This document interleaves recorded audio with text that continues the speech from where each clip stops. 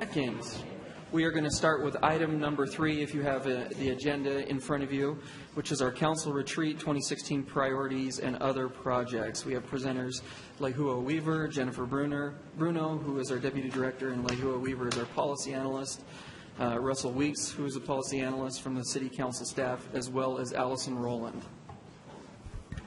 Hi. Hello. Lead us off. Just lead us off. We'll go right into it. Great. A couple weeks ago, as you know, that the council met in a workshop to address what 2016 priorities would be identified, and you gave council staff some direction on what those items would be. The council landed on 3 items. Housing and homelessness is one combined, very interrelated topic. Streets, infrastructure, and funding, and economic development. And so for today, for the council's review, each of the staff people here have prepared their detailed project reports for the council based on what was said at the workshop. And the hope for today is a couple of things. One, that council members would give staff direction on whether those project scopes are accurate to what you want to accomplish, and that at the end of 2016, as we're checking off items, those are the things that you wanted to be accomplished. The other thing, it would be helpful to have some time with the council today to review the list of active projects, the items that will be handled on a different level than priorities, but that gives the council confirmation that staff is working on other things that are important. It just helps staff be able to prioritize our workload and how our time is being spent. And if there are no questions about all of that, then maybe we could just start moving down the table, and each of us could take some time with our priority projects. That would be great. Okay. Okay, so this priority project is the streets and infrastructure priority. We are going to try to come up with a better name for the priority. That's probably action item number 1. So if any of you have any ideas, something to make it a little less wonky sounding, but really that is the issue, is infrastructure. So what we heard from the council's retreat is everything from streets to curb and gutter to potentially looking at sidewalks. So that's sort of where staff started. What we heard from you guys during the retreat, that your goal for the project was the main goal was to establish a sustainable funding source to take care of the city's infrastructure at a higher level than we currently have, with an overall goal of potentially meeting an ideal replacement schedule, sort of recognizing that there's a best practice for how often streets should be taken care of and sidewalks should be taken care of, and then recognizing that the current level of funding is not sufficient or sustainable. And then having a sort of sub-goal of creating a feedback loop to communicate some of these projects with the public, both in terms of what the city's been able to accomplish and then what the plans are for the future. So when is my street going to be repaved? How many streets have you done this year? How many are you planning to do next year, et cetera? So with that in mind, we started sort of laying out what the year might look like in terms of getting us closer to that goal of a funding source. And our first tool that we haven't used in a little while for the council, but is often an effective tool, and you'll hear it in a couple of these priorities, is to schedule a fact-finding night. And really, it's just a way to have the public, especially when there's new elected officials in office, to have the same level of understanding about what's the current practice of how the city manages pavement. There's a lot of sub-programs that are going on in the city that even council members may not be aware of, and so our goal is to bring in engineering and public utilities and then have council staff be a little bit part of that to orient the council of, here's the current situation, both in terms of, here's what level of budget we're on, and then here's our current way of assessing which streets get fixed, that kind of thing. Next, the council staff would probably do an overview of current funding tools available. Oftentimes, we overlook funding tools that are currently in our toolbox, and so we'll do a sort of overview of that with a specific eye on these types of capital projects. And then we'll also do a little bit more of an in-depth overview of the transportation utility fee. You guys talked a little bit about it at the retreat, and we've done some additional research on Provo's transportation utility fee, and maybe do some initial options for what that might look like in Salt Lake City. There's a few other items, I don't know, given, all of the other priorities to discuss, but those are, maybe that's the initial sort of quarter 1 look at this priority. Obviously, this has a huge budget component, and so our goal would be to get some sort of base level of understanding of the current situation and funding levels for infrastructure, so that going into the budget discussions in May, you have sort of a base level of understanding, and then we can start to monkey with funding tools, I guess. So, any questions, or do you want me to go farther into the year? I don't know if I how long you want to talk about each priority, but Jennifer, just two things, and not really questions, but maybe suggestions. I know that there are some other municipalities have explored other funding options for street maintenance. I'm thinking in particular Provo. I think it would be really helpful to see if we can include them in our fact-finding night, because I think that would be really beneficial to have that additional perspective. And then I know that over the years, engineering's been looking at different ways of prioritizing our replacement practices, and I know that our old system didn't really work well, primarily because there wasn't enough money, but that's still going to be the problem. But I would really hope that we can encourage some citywide prioritization of street infrastructure needs, because I think one of the challenges we face as a body is we get sort of this perception from one neighborhood versus another that their streets are worse or something like that. But if we had some mechanism to take it a little out of the political realm and into the reality of what is the condition of the street and how do we look at prioritizing citywide, I think that would be really helpful as we look at whatever funding mechanism we're going to look at for prioritizing that. So, thanks.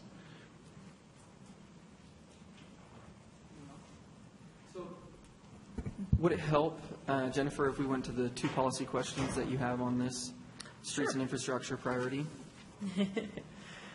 yes, the first one is really just a question that came up a little bit in the retreat, and I wouldn't say that we necessarily need to resolve this question today. If you can, great. But to what extent does the council want to have this project address new infrastructure in addition to the maintenance of existing infrastructure?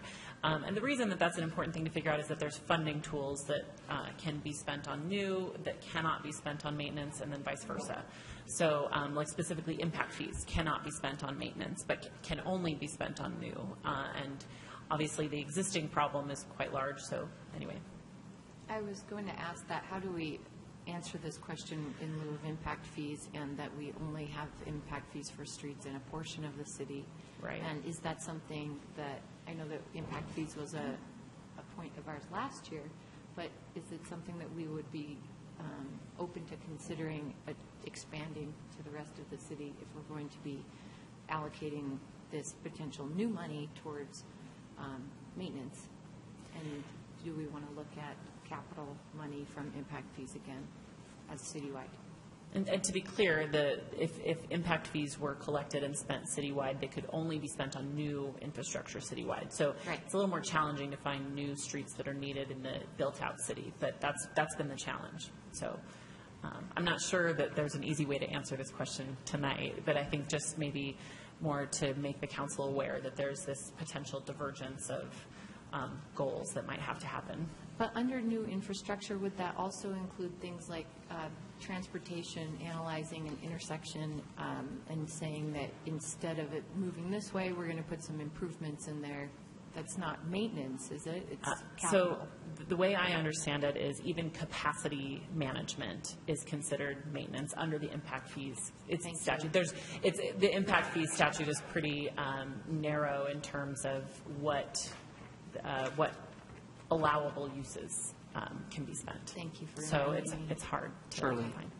Yeah, I think that we need to include both, but if there's a way that we separate them out because of the reality that we'll have to use different funding sources for each. One of the things that we were talking about in the retreat is, a potential funding source that Neil was looking at that some cities, or one city in particular, has found to be successful. Obviously, that would work well for some of the maintenance issues and the non-impact fee issues. But as we're talking about the Northwest Quadrant, as we're looking at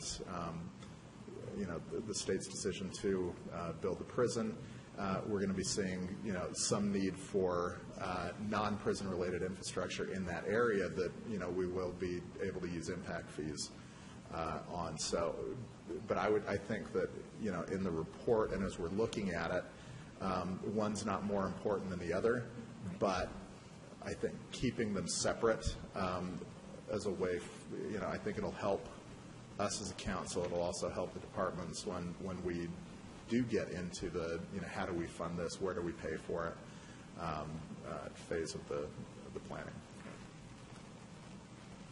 So I think that just basically says keep our options Great. open, right? That's Great. fine. And then the second item is really more of a question to you guys in terms of, as we look through funding tools, is there a threshold that you would like us to keep in mind? Is there a policy that you would like us to keep in mind in terms of, keep it revenue neutral, hold property taxes flat, if you're implementing a new fee, have an accommodating reduction in property taxes? Any kinds of guidance you have in that, or if you just want to hear all the options first and make those kinds of policy decisions later, that's fine too. I'm good with all the options. Okay. Great. And that's all for me. All right, moving on down the line. Russell. So this particular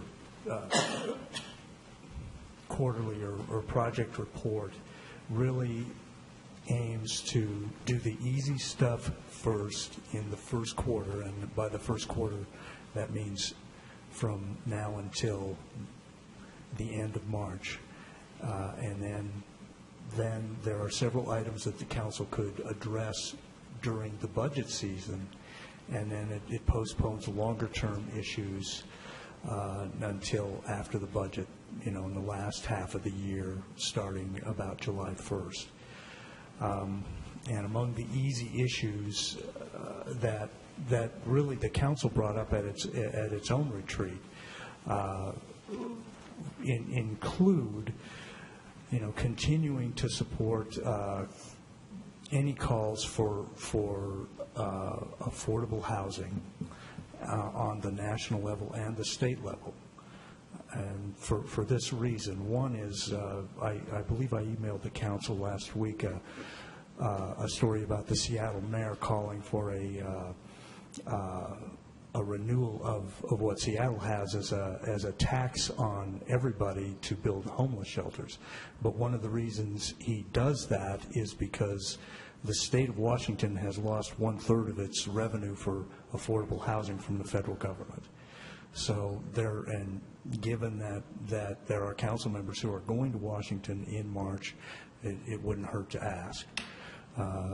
The other thing is in terms of affordability, is that I was at a meeting in early January where a member of the Downtown Alliance said that it would be helpful to developers if the state helped set aside money for affordable housing. And I just came from a meeting where another potential pool of money to speak up for is money for permanent supportive housing. So those are all asks that could be made starting now and continuing because of the council's position and speaking and its ability to speak to legislators and the congressional delegation. Among other things that are available to the council in the first quarter is to consider adopting the housing policy. That's going to be briefed tonight. So that's one option that the council could take care of. There's a unit legalization ordinance that is in the city council office right now that the council may want to calendar for action. Other items in the first quarter, clearly, if you're one issue that. Could I back you up to Sure. the unit legalization? Is that the one that we sunsetted? And it would be a consideration to bring it back? Okay. We've sunsetted it like 4 times. Why do we sunset it? Never mind, we can talk about that in the future. Okay. Thanks. One other item that would be not easy, but it's something that the council could do, would be to oppose any effort to remove the location of shelters for homeless people or the location of affordable housing from municipal authority. I mean, that's a legislative item. It's been spoken of occasionally, but it's just sort of a keeping your eyes out for something like that. Moving on to the second quarter, there are a lot of budget things that the city council could consider doing, and all this is based on the availability of city revenue and the other claims to city responsibilities. But there are a number of items that the council could consider during its budget discussions, including supporting efforts as outlined in Mayor Biskupski's State of the City speech to determine the cost of preparing and opening a new day shelter for homeless people. Consider expanding the Hope Lockers program. That program is so successful they don't have any lockers available anymore, and so that might be something the city could consider. Explore expanding fundings for Portland Blues, including sites away from the shelter in the Rio Grande Street area. And the only item I believe that is outside, that is not a program right now, are determining if there are any other charitable or governmental revenue sources besides the ones we already know about that might be available to help defray the cost of caring for homeless people. And also to work consider working with the administration and other stakeholders to explore the costs of developing a meaningful long-term public relations campaign that would include television and radio advertising about the realities of panhandling and how to help people who panhandle. That could be, I do not know the cost of a radio and television ad, but it's something that really hasn't been done in Salt Lake City in at least a long time. After the budget, there are a number of long-term issues that the council could explore, and I don't want to take your time right now because I think it's a lot of the things that are raised in that paper are the things you all spoke about at your retreat, and B, 6 months and public policy are fungible items. So you might be, these appear to be doable things in the first 6 months of the fiscal year. So Russell, Stan has a question. Russell, and it was on that article you sent us from Seattle, and I don't remember after reading it, but the mayor put out basically a call to the feds, but also also to the state. I mean, his message that I read in that was that this is Seattle stepping up, but Seattle can't take care of this problem on its own. That's correct. And so, is he talking about some additional state involvement as well? Well, the article that I sent you, yes. The short answer is yes, because he quoted a statistic that Washington State ranked 46th in the nation for access to inpatient psychiatric care. And Washington State has the second highest rate of mental illness. So that seems to me to be a localized issue. So Russell, also in the tax on, I think it's on properties in Seattle, or is it King County? It might be King County. I can't remember. It's titled the Seattle Housing Levy. So they use that. You mentioned shelters, but they also use that for other housing opportunities for low-income, affordable, and permanent supportive. Is that correct? It funds, it raises funds for affordable housing aimed at low-income residents. Which might include shelter, but also includes some really innovative That's projects correct. that we saw when we were up That's there. correct. Okay, thanks. Do I recall when we were up there too, on a tour, that they were able to use some of those funds for incentives? That the funds actually directly became incentives for developers to do the inclusionary? Your memory is much better than mine on that. I feel pretty confident about that, but I haven't slept much lately.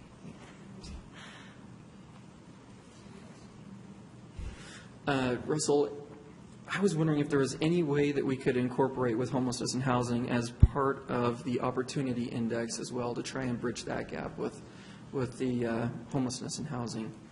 That's one thing. I appreciate your quarter breakdown and just seeing how we can incorporate that so we can use that as a key for success as well. Okay. Whether that proves that the opportunity index, if we do, we can highlight projects that are being done in other districts, not just solely on the west side. And that would be included in basic staff reports at every level, right? Right. And it would be a measure of success, is that right? Correct. Okay.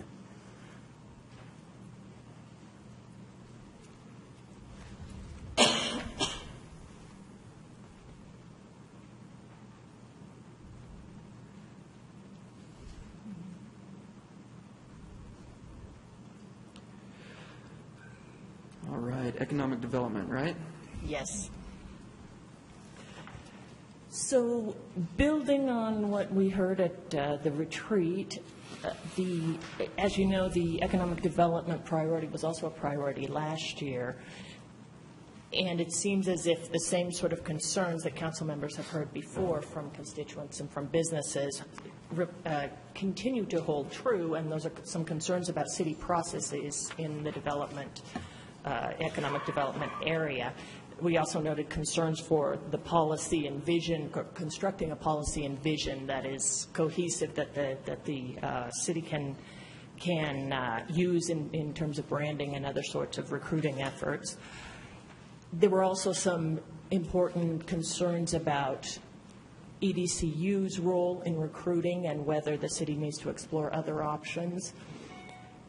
And finally, concerns that have been ongoing for several years about turnover in economic development staff. So those were sort of the three big concerns, and then the desire of the council to come up with a strategic plan for economic development, or to be able to work with the administration to be able to do such a thing. We will actually have a briefing on this topic in more depth next week, but in the meantime, I can give you the preview that we'll be talking a little bit about the philosophy statement that was adopted several years ago by the council and whether that needs to be updated and how. We'll have proposals for that.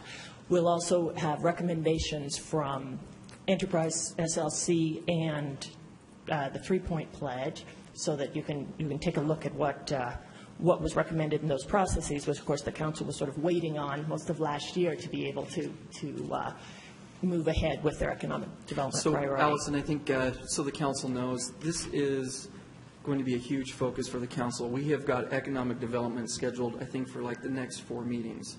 So we're going to have plenty of time to voice our concerns and our issues and move forward with a lot of straw polls and a lot of changes and a lot of collaborating with the administration to come up with what the mayor spoke about in her State of the City as well. You want me to continue, or Yeah, are no, go you for it. asking No, me to I just want to hold everybody to it for know that next this is week? not our only meeting for economic development. We've got a lot going on. Right, and so the things we have anticipated for the first quarter, subject, of course, to your preferences, include the updates for the council philosophy statement, evaluating recommendations from the existing city document, potential fact-finding night, bringing in experts from different parts of the economic development world here in Salt Lake, and, of course, continuing on the path of the building services audit. From there, I think in the next 4 weeks, we'll have a better sense of what you're interested in, and, of course, more information about the plans that the administration has to make changes in this area. Anyone have any questions in regards to that? Stan? Yeah, more of a comment, Allison. Thank you. One of the conversations we've had over the years is that there's a perception of frustration that came out of the Enterprise SLC between the state and the city and our willingness to participate in some of the incentives that they have asked of us in the past. And so I hope we just capture this in the process somewhere, but it feels like we need some sort of tool in economic development to evaluate the return to the city on an investment, so we can at least make an educated decision about what projects we're going to participate in or not, but also so that we can actually help educate our partners that there are some deals that work really well for us and others that don't work well for us financially. I'm thinking primarily of those financial tools which actually require us to give up general fund money that would be ongoing support down the road if we had them. So balancing that support services long-term with the upfront initial investment sometimes we're asked for, and some mechanism for us to evaluate that. Great, thanks. So I'm very excited about this one. I think the timing is great. I know that, as Allison mentioned, we've had this as a priority last year. We've talked about it in the past. We really haven't been able to move a lot forward. I do think that with some of the items that Mayor Biskupski talked about in her State of the City address, specifically separating economic development out from community development, I think that is going to help a lot in terms of the focus to economic development. What I've seen in the past is that we've had CED directors who either have done a very good job with economic development or have done a good job with other things, but that department has been so big that I think it's, I've long felt that it's, it's far too big and far too diverse to have, with the interests are diverse, that we have not been able to put the emphasis on economic development that the city needs to. So, hopefully, as we're moving some of these things forward, as the administration is formulating that new department, I hope that we'll be able to, keep the dialogue open and flowing between the council and the administration, so that this can work effectively. I think, a lack of communication from either branch is going to keep us mired in the same issues that we've had in the past. So hopefully we can, everyone can work together to move this forward, because obviously it's a priority of the administration, it's a priority of the council. We just need to make sure that both of those priorities work in a positive direction. I'm also very excited about economic development. I think what would be helpful maybe to this body would be to get a briefing from the administration as soon as possible as to what their plans are for the Economic Development Department, and maybe what they intend to do with the Redevelopment Agency and how they intend to incorporate those two together. It'd also be great if we could get an update on the Economic Development Loan Fund. I understand that there have been some changes recently that I'm unaware of. So I'd like to understand that a little bit better, and maybe we could incorporate all of the other tools that economic development has in that briefing as well. Yes, those do play a role. So, those do play a role in the recommendations from the Enterprise Salt Lake City and the 3-Point Pledge. So those will definitely be on the plate. Thanks. I wanted to jump off from what Charlie was talking about and from the mayor's speech about the possible severance between community and economic development, but that also, obviously, we all believe that economic development deserves more bandwidth put towards it for improvement. I think community development does too, and they both deserve a little bit more, and we could make arguments about that all day, but I think we're all on the same page. I wanted to bring up something that I just remembered, going back to Russell's component on affordable housing, so I don't forget it and miss it. But I remember in Seattle that they put that levy, that the housing levy on the ballot, and that it has been reinitiated many times by the voters. And That's feel correct. I'd like us to look at having such an option here. And I think we have, I know in my district, but I think from Charlie's to Andrews, we have a community that recognizes we have a homelessness issue, we have an affordable housing need, and that both are currently unmet. And that I think that we have the kind of residents who would like to be a part of that discussion and maybe like to be a part of that funding more directly. I think it's viable that we put it on the ballot. So if we could wrap that in. Yes, and just so you know, that the mayor's ask of the Seattle property owners is $145 million. Seattle is about a minimum of 3 times larger than Salt And the Lake City. fastest growing city in the Yes. country. Yes. I'm not saying we should make it that big. Well, yes, I'd I like understand that. our residents to be able to vote on that. So this is kind of tied to economic development. Actually, it is tied to it. So Allison, I want to go to the building services audit. And maybe you could give us a little background and scope on that for the new council members. And I actually would like to straw poll this today to move forward with seeking out a consultant for the building services audit. So I'll jump in since I was tracking it prior to this being rolled into this project. But we have a draft scope right now that has been reviewed by administrative staff in different departments, and they've added to it and suggested it. The scope was mainly built off of the different comments that we heard from you guys all the way back to well before the budget last year of concerns with the permitting process, concerns with transparency, concerns with sort of consistency and ease of navigations of the city system. And so while I don't know that the scope was attached here, we can make sure that you guys have a recent version of it. And our plan was to sort of shop it around to maybe some sort of anonymous organizations that have had experience with the city in the past, maybe from an individual to a business level, so that we get sort of a cross-section of people's experiences, and have them look at the scope and suggest if we've hit all of the marks that are concerns, that are typical concerns for them, or if we're missing some pieces. And then we'll review the scope for a final approval from you guys, and we'd shop it to our audit firms that we have on contract. And really the purpose of that is just to streamline, it's sort of a streamlined version of an RFP process. We have sort of pre-selected auditing firms that do this kind of thing all the time. And then hopefully they could deliver on that scope, given what you guys have identified. So. Timeline, Jennifer? Sorry, say that A again? timeline. Probably, I think Allison's identified for the second quarter. I think that's pretty reasonable. I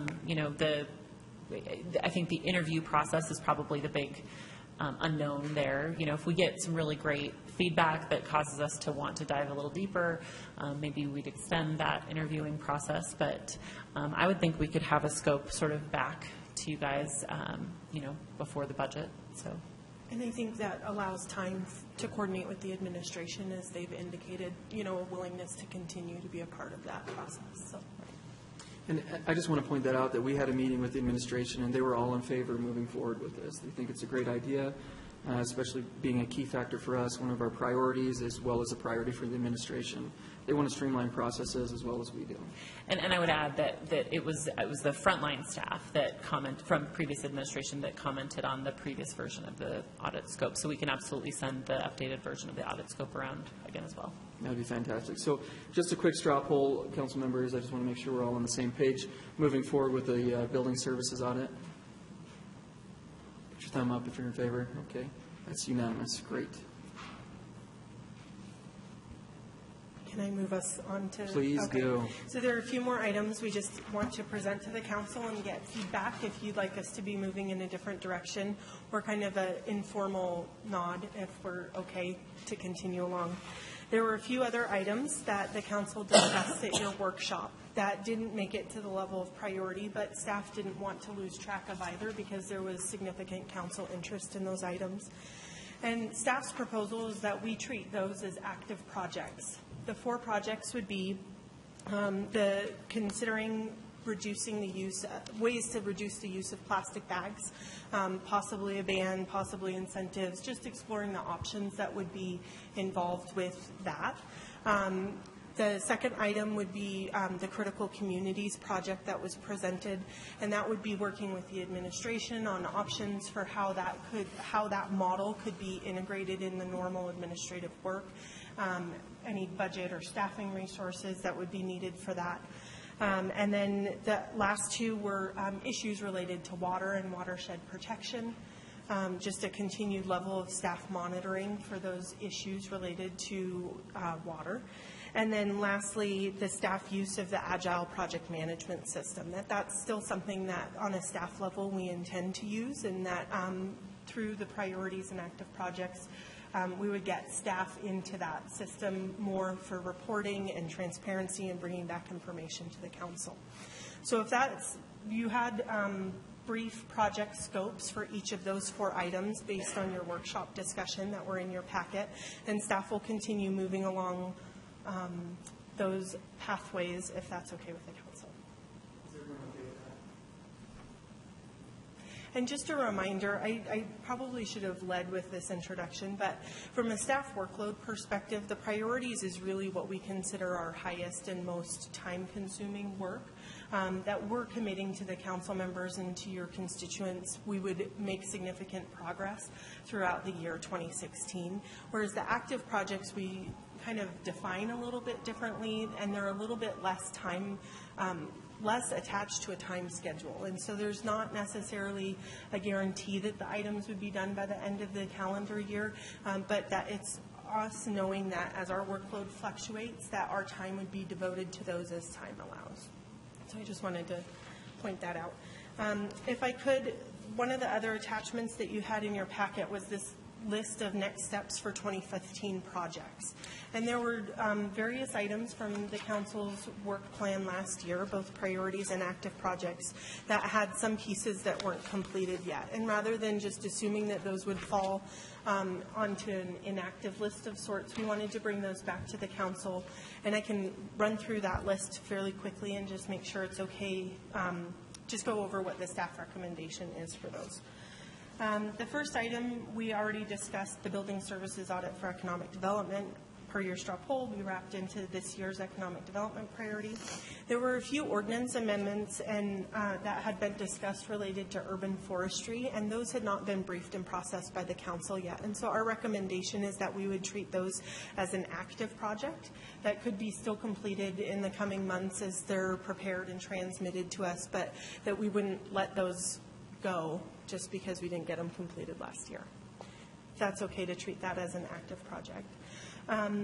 The capital improvement program priority from last year included various process improvements, and we had coordinated with the administration a bit to develop a scope that would look at technology improvements to the system and coordinating across departments, and that wasn't completed either. And so there might be some technology and system improvements that could still be accomplished, and it could be considered an active project, but it might be slightly larger than that. And so we wanted to get the council's direction on your interest level for continuing with a scope on CIP process.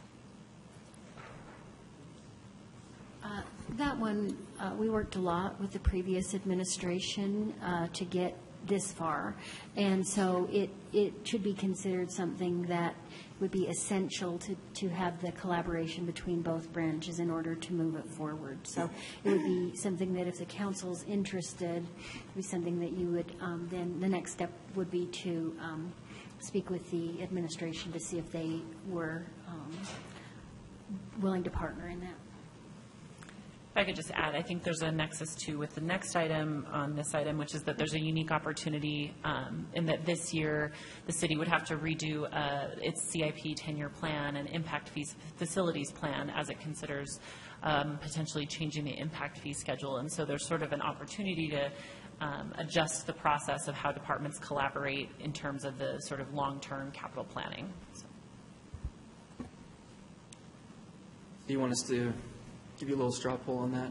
Give us a little direction that it's okay to continue working on that. And I think, yeah, I am in favor of speaking with the administration and moving forward, especially, impact fees was one of our priorities last year, as well as the CIP program. So especially all the work that was put into it moving forward, I think it's imperative for us to work directly with the new administration moving forward, as long as other council members are good with that as well. Mr. Chair? Yes. I'm just looking at this long list of 2015 priorities, and then our 2015 active projects, and then our 2016 pared down priorities, and a few active projects. And I guess I'm looking to Cindy and to staff that, oh my gosh, this is a long list. And we were trying to whittle it down, but we're not letting go. Well, When do we let go? If you look at 2015 active projects at number 7, it suggests we close that Ooh, one. there's one. Yep. So it's another thing that's why we're going through this. One of 10. That's why we're going through this, to hopefully identify other projects that we can close out. I guess it just, we all love these projects. That's why we picked them, and it's really difficult for us to say, I'm done with that old pair of shoes, and we're going to get rid of it now. We're going to say yes to all of these. If you guys say, would you like us to continue? And I realize that the point then is, it takes away from our current projects. It takes away from our current active projects. For sure. And I don't want to do that. Well, I'm sorry, just number 2, like urban forestry, we're waiting for paperwork, so that's just something that's. Well, we're not getting rid of urban forestry. Well, I'm not saying that we are. All I'm saying is that it's one of those items that we're waiting on. It's a bigger picture item. So can we just get rid of other people's priorities? For sure. Aaron doesn't want to get rid of hers. think that's what Charlie I'm doesn't want to hearing. get rid of his. But actually, and staff, going forward, this would be very helpful too. Several of these that we just talked about, they're out of our hands. Right. They're in an administrative situation. We're kind of waiting for next movement. So I think in many regards, it's freed up our staff. They've done their component to this point, and they've shifted the responsibility. And I guess it would be tracking to ensure that we get it back, or that we might have some follow-up in that regard. Would the visibility of where the ball lies on each of these projects be better with our project management system that we Yes, it didn't would. prioritize? Yes. Because I would, it would help to be able to see where. Are you going to beat us up all year for the things we didn't prioritize? I just want to know up front. It's okay if you do. Well, I just Kyle want and to. Luke are gone, so. So hang on, Andrew. Cindy's channeling. going to go, and then you can go. Go for it, Cindy. Just using one example on the items from last year, one of them is the audit of the justice system from beginning to end in terms of the sexual assault intake, processing, investigation, prosecution, and eventual whatever outcome occurs. There's a great deal of work that's being done on that. The council, and we'll be able to come to you if you want us to with some options, but that's one where you could look at it in any number of ways. One way would be to say there's so much going on with that right now. We can just focus on what we're doing as a city and keep our reporting going with the police department and things like that.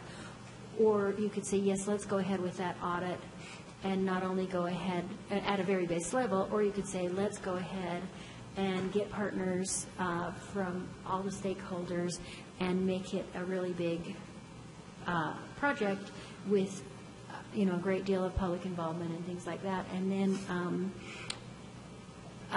you could just do any number of things with that. It has huge potential, but it also has huge progress from other sectors. So that's one where we're prepared to come back to you with a list, an array of options. It's one that we probably would need to put a half-time FTE on if you'd like to do it in a big way. It's also one you could say, let's hold on it for now until we have a chance to see what else is going on. So that's an example that you could say, let's put a hold on that one. Or you could say, let's do that in a very big way with partners and go ahead and dedicate the staff into comment, Irene? I'll comment. Good. I guess it feels like we do need a minimal amount of staff eyes on those kind of projects, because if those other stakeholders and partners find an opportunity for us to engage and do something great together, we need to be aware enough and have the flexibility of staff to respond if that's a yes. And So that's I not the hard understand part that. at all, yeah. Okay. So the question, though, will be, do you want to keep that as we need another list of things to watch, where we keep our staff involvement, but do you want to do it on that level, or do you want to do it in the big way that we had talked about last year? And it kind of grew as the year went on, and so we didn't get that far.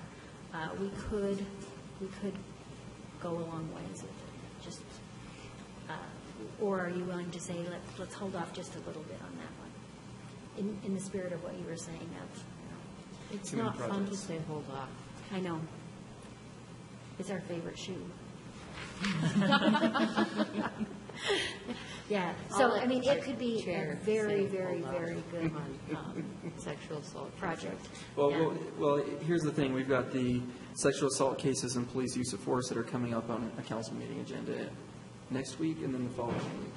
So, I mean, we can set forth policy or guidance at that point in time and then close it at that point if we feel Okay. comfortable with That it. would be better. Okay. Chair?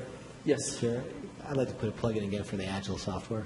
I know it's not a really exciting piece, but the staff needs time essentially with it. And maybe they could use it doing everything else we're asking them to do. Because one of the goals is to use it, or the second goal is to use it with 3 priority projects we identified as sort of a practice, so to speak. But it would help us a lot if we can get this done in a few months, in the last 2 to 3 quarters of the year with everything else.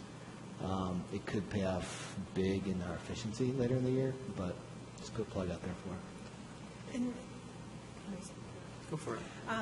I think that the efficiencies and the benefits of it will need to be overlaid with our staff work at some point anyway. And so in terms of exploring what agile project management is and what type of program we should use and all of those things that we need to do to set up, we've been through that part already. So I don't know that we need as much time set aside in order to ramp up to be able to use the program. Really, we're at a point where that our use of the program became laden with agenda-specific items instead of really using it as the tool it's meant to be, which is project management. And so the priorities really gives us a really good opportunity for a couple of reasons. One, with them only being 3, we can get those in there, and there are different project owners and different teams of people who will be working on those, so we can get them all into the program. And then it will give us kind of that phase 1 of using the program, seeing how it's meant to work, using it the appropriate way, and then going bigger from there. So I don't know that not having it as a priority is a detriment at this point. I think this is something we're planning on doing anyway. But the problem, yes, that's correct, and so is this. Whether it's a priority or an active project or just a base workload item, it can't happen on a bigger level than the priorities without us having some amount of dedicated time to get those things embedded in the bigger way. So I'm looking to say that, yes, time is the issue. We need time, and everything else takes time right now or later on, one of the two, right? Or both, potentially. But so I'm not saying we push it to a priority or revisit any of that, but I think having that in the back of our minds or in the front of our minds right now, that it could help us with everything else and organize us. I mean, it wouldn't take that much more time. Shower. Duly noted, Andrew. Appreciate it. Okay, so if we just look at these active projects, number 1 and number 2 for 2015, what's coming up on an agenda, prison relocation and impact to Salt Lake City, we've been hearing on a weekly basis in our legislative subcommittee. So that will always be an ongoing issue. Campaign finance was recommended it close. Disposition of city-owned property I think that we were waiting to hear back from the administration on items, right? I was going to, staff needs to set up a meeting with interested council members and the administration to get a better understanding of the properties and opportunities and council interests. So that's something we I would can be set up. interested in that. That was one of my big pushes, so. Anyone else would be interested in that? Derek? And Stan? Stan? Okay. Dog off-leash items. Where do we sit with that? That one has a couple of options. There's some information that Public Services may be bringing back to the council based on your last action. And so we can process that once we receive it. There's another item, though, that's related to a constituent request and the issuance of citations and how those are treated. And from a staff perspective, we just need clearer direction from the council on whether that's something you want us to work to prepare and bring back for a briefing and processing, or if that's a request for the administration and animal services to be working through and bringing to us. Stan and then Aaron. My personal preference would be that we do a quick text amendment modification to the ordinance and that we don't send that back to the administration, because it's the elimination of that misdemeanor. So I think it's pretty straightforward. But my understanding also was that the administration was getting close to a transmittal for revised ordinance for off-leash dogs, and so we might want to follow up and see where that is. I don't think it requires any action on our part till it perhaps gets to us. Our understanding is that from the previous hearing on off-leash is that the administration is moving forward with the 7 part-time off-leash areas, 1 in each district, and that the council have decided to let that process go through, as well as several others that are currently in process, 3 new dog off-leash areas, and that based on that, the administration would have additional information to be able to suggest revisions to the famous Resolution 52. So I like what Stan's saying, that we do the misdemeanor component quite separately and as soon as possible, in my opinion. I agree. And for me also, I think we kind of set the parameters on the policy for off-leash dog parks, dog off-leash for each district. So I think that if we, I don't want to say punt it, but turn it back over to the administration to come back to us with a plan on that. So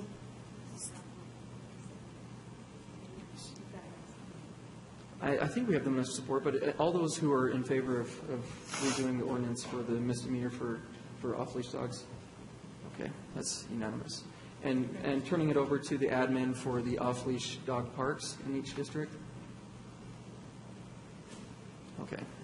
And I believe that has already been undertaken by the administration. They've made Right. progress I'm just on that. meaning that they come back to us with what they've implemented moving forward. Got it. So if you look at these active projects going back to 2015, I really feel like we're moving in the right direction by eliminating a lot of them, by just getting the work done. And going back up to the 2015 priorities, it's just, the West Side Master Plan implementation model, I think is going to be moving forward, of course. But then looking at the recreation bond, that's something that, in order for that to really work, we have to work jointly with the administration to put that on a ballot initiative coming for October, and it has to be done quickly. So, and it was if we touch briefly on this, council members, it was my understanding that by not putting it on the ballot last year because of Prop 1, that it was our intention that we would discuss it moving forward this year. Okay. So we will leadership will set a meeting up with the administration and talk about that moving forward. Mr. Chair, could I request, because of the timeline issues that we came into last year, that we do it with a futurist angle, that we realize mid-August we have to have a decision made about putting anything on the ballot in November, and that we work backwards from that point so that we schedule enough time, really, to have appropriate discussions, and that it doesn't just become, oh, shucks, we ran out of time again. Right. So staff members, could you find out for us the timeline for the county for getting that placed on the ballot, because it will impact our August meetings. Third week in August. It's, sorry? yeah, and it's actually the state law. So And we it know is. what that is. We know what that time is, okay. Yep, it's the first week in August or second week in August? I thought it was the third. Anyway, it's August. Third. So there we go. Third week in August. But we'll get you the exact date. I think- We might want to confirm Yeah. that. But I think the exact date isn't as big an issue as whether the city Moves forward. has the capacity and the Right. will to move forward, and Right. that's what you have to decide, really. Quickly. Really, Now, essentially, yeah. yeah, in July. Did you say in July? Well, having the decision so that you're not making the decision in that third meeting in August, you're making the decision in July. And to if set you up. haven't decided by March, Well, even through the budget cycle, too, Yeah. I mean, it really makes a lot of sense with our CIP and CDBG process. Well, we should be having very public conversations in July and August. That's if we're going to have a hearing, if we decide to do that, if we're going to do community outreach about the ballot initiative, it has to be July, so. yeah, But I'm not What saying- I'm saying is, if you don't. I get it- agree. Okay, I good. agree. March, or just give up. Right. Okay, so we'll make that meeting with the administration, talk to them, and have them come present with us, if that sounds doable for everybody. Is everybody good with that? Okay. Does that help with priorities? I feel like we've whittled them a little bit, and we'll continue to do it. Mr. Chair? Yes. Sorry, I have a question. I didn't know if you were ready to wrap up, because we kind of went from parking inventory changes and then to the recreation discussion, so didn't, I'm curious to know why number 10, accessory dwelling units, is listed as a 2016 priority. I don't recall that we chose that as a priority, and is it folded within housing? Yes. So why is it called out independently? Why is it? Yeah, why isn't it just part of housing? It was listed as a 2015 active project, and so I just wanted to Okay. show that it won't continue being listed as an active project. Okay, thanks. Because it's being rolled in somewhere else. Into that, okay, thanks. Since my iPad hasn't worked for 45 minutes of the meeting, I was a little behind, but it's fixed now. So if this is a Sella at work, I won't vote for it. Cindy? It isn't exactly that problem, but we do have a serious problem. Okay, I think that's it, isn't it? We're good? Thank you. Just a closing statement, that staff will be preparing for the council's review a budget letter that will include a lot of these items that will go to the administration, just to let them know kind of formally and friendly what the council's priorities are. Great, so we are a little behind schedule. We're on number 4, consolidated administrative reports with Nick Tarbett and Neil Lindberg, who's the legal counsel for the council. I also want to note that Margaret Plain, who is the Salt Lake City attorney, is here, and she's legal counsel for Salt Lake City and is available to both branches of government to consult. So if anyone here on the council or admin has questions, Margaret is available for that. All right, Nick. Okay. The item before you today is what we've titled the Consolidated Administrative Reporting Ordinance. Over the past few years, as during various discussions, be it the budget or master plan discussions, the council's often asked us, oh, hey, can we get a report on that, or can we receive an update on that? And so we've been tracking a list of these type of issues that the council's expressed interest in over the years. A lot of these are items that the council is entitled to through state statute or city ordinance. Some of them are required by policy. Others are just the administration's been kind to send through the reports to us. So the goal of gathering all these reports into one place is to increase transparency, to make it an easy-to-reference location where we can go to find out exactly what needs to be reported and standardize the process. We'd also be proposing to identify how often the various reports need to be received by the council. Right now, Some of them are semi-annual, some are yearly when they come in through the budget. Others are just on an ad hoc basis, like with the master plans, when we receive updates on the master plans, it's not by year, semi-annual, it's when we need them. So that's the background. I guess what we're proposing is to just step through the way it's right now is divided up is the first section is the currently required by city ordinance or the provided as a matter of practice. And as you can see, the items we have there, we list the topic, and then the proposed change to these would be just to consolidate them all in one place to create this administrative reporting ordinance. And so we'd be looking for your feedback if you support putting these all in one consolidated spot. And then the second part is the running list that we've had, just writing down the various topics that have been raised over the years. And we'd prefer to kind of step through that piece by piece to make sure the council's okay with them, and then just to get an idea of how often we'd like to receive the reports on them. All right, council members, any questions on this? Anyone want to comment? Is everyone in favor in having a centrally located area for all of these reports? Okay, great. So that's question number one, right, Nick? Yes. Okay. And my suggestion would be for the reporting would be semi-annual, but would you come back to us with some options and you know, from council members that have already expressed interest and maybe staff as well? Yes. Aaron? Under H with the boards and commission reports, I would be curious to hear from the administration if we have an opportunity in the future about their approach towards some of the sister cities boards and other boards that we hear from less often, and that they may have a different approach on than the previous administration. I don't know. But before we start making changes to those board and commission's requirements for reporting, I'd like to know how the administration feels about them. If they want to make any changes, it'd be good to know before we make requirements on them. And Nick, if you could piggyback as well as staff has a bunch of suggestions as well from council members for this as well. Anyone else? Boy, Nick, that was pretty easy, wasn't it? Yeah. Can we make it harder for you? I'm sure it will get more difficult. Good. In this second section. So,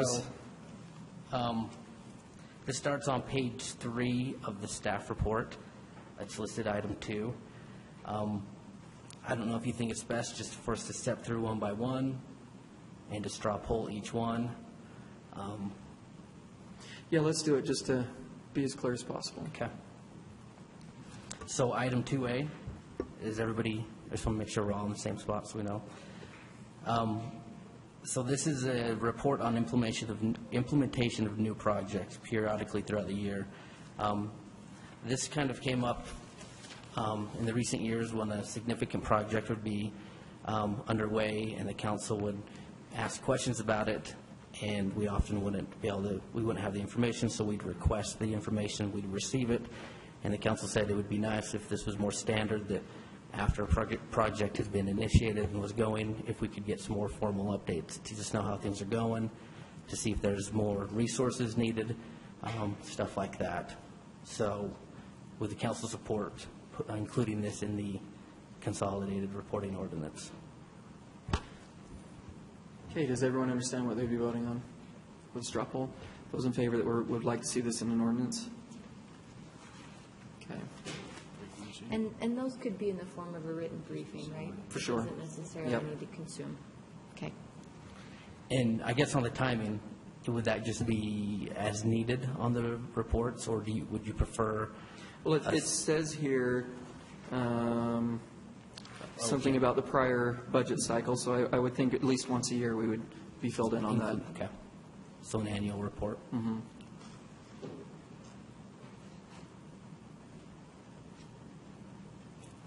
Okay.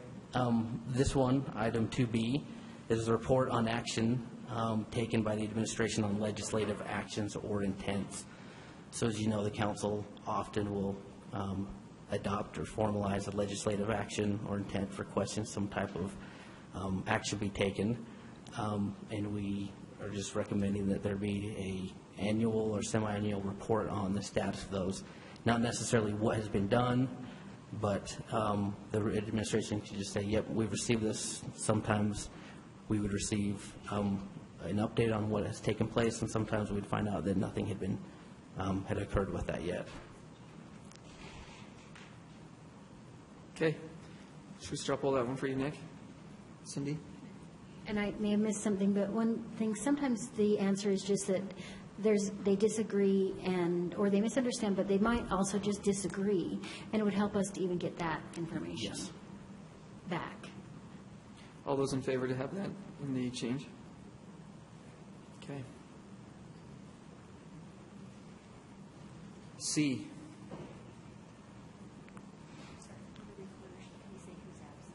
Oh, yes. We have Councilmember Adams and Mendenhall that are absent for that vote.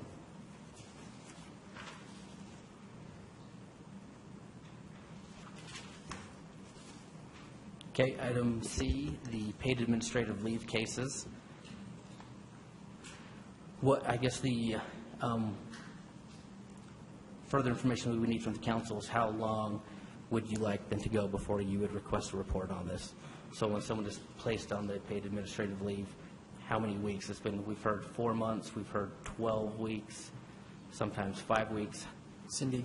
Just, I would say that the 12 weeks is something that it is in the Family Medical Leave Act that you could use that as a standard, but we really are trying to catch any type of leave, so you might try to make a distinction there. What we found is once things get to 5 weeks, then it really means there's something else going on, and either that position needs to be eliminated or there's any number of things. But if a department can go without a position for that long, then it's something for the council to look at whether to continue the funding for that position. We had 1 year leave at one point that, and so we worked with a couple of the departments to say how could we capture this, and this was the best way we could come up with is to. So I'd have a 5-week on any type of leave except FMLA. Okay. Something like that. Does anyone not feel comfortable with the 5-week determination? Allowing for the FMLA. Allowing for FMLA. Although we have, come on up, Margaret. Sorry. Just for clarity, do you want to also exclude short-term disability or long-term disability? So not just FMLA, but any kind of medical leave, that's an option to consider. Doesn't sound like what you're trying to capture, but that's at your discretion. Yeah, I don't know if one of those couple of issues ended up to be categorized by a department as medical or not. There are very different rules around that than around paid administrative leave. So as long as that's captured the item as. The other thing you might want to look at when this gets drafted, tying the length to what's in the MOUs in terms of the amount of time for an investigation.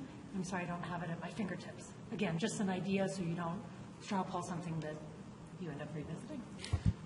So could we straw poll this with the understanding of working with Margaret, the city attorney's office?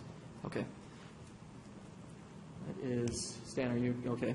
That's all council members except for Adams and Mendenhall who are not at the table. With the understanding that we'll work with. Okay.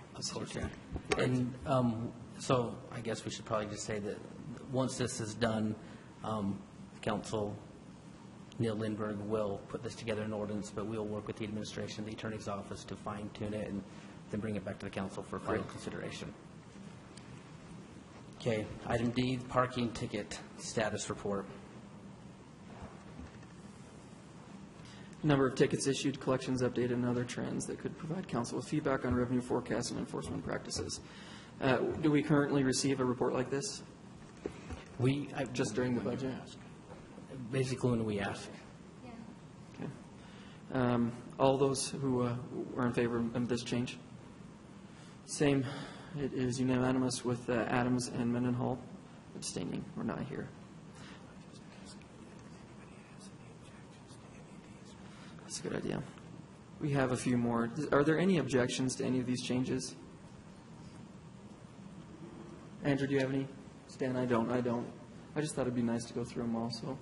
But if that is the case, let's straw poll this then. If you're in favor of the rest of these changes in this ordinance, let's see a thumbs up. And that is unanimous with Mendenhall and Adams being absent. Neil. Mr. Chair, can we assume from what you said before that we would start with a 6-month reporting window, and perhaps then once you get a draft ordinance, you may reconsider lengthening or shortening that depending on individual items that would be listed? For sure. Do it that way? I'm good with that. Is everyone else fine with that? Okay. Okay. Well, that was very efficient. Well, good. May I say one additional thing, Mr. Chairman? Of course. The intent of this effort is not to create additional work for the administration, but to simply have them share what we understand or believe they would already be collecting as a management tool for their own purposes, and simply help you to understand what's going on, because the council does get questions from constituents. For instance, we have a long-standing zoning case that just doesn't seem to be moving anywhere, but then we find out, oh, it's been in litigation, there have been settlement discussions, there's been this, but there's been that. There's a reason why it hasn't progressed, and really action is being taken, but it's not apparent to the casual observer. And that helps you understand so you can respond to your constituents, and that's what the purpose of all of these really is. Stan. Hey, Neil, I don't know that this is a question about the ordinance or Cindy, maybe a follow-up policy after the ordinance, but one of the I don't want to give the impression that we're just getting into the minutia, because that's, like you said, it's not the intent. But I wonder if part of the request for information or reporting are the items we've asked for, and then how do they relate to any policy issues. So that additional piece of that, I think, would be really helpful. If we're seeing some trend in parking, I'll just pick out parking as an example, it would be, I feel like it would be really helpful and appropriate for that report to summarize how that might be a policy issue, or how it might be something that the council might want to look at, some component of that.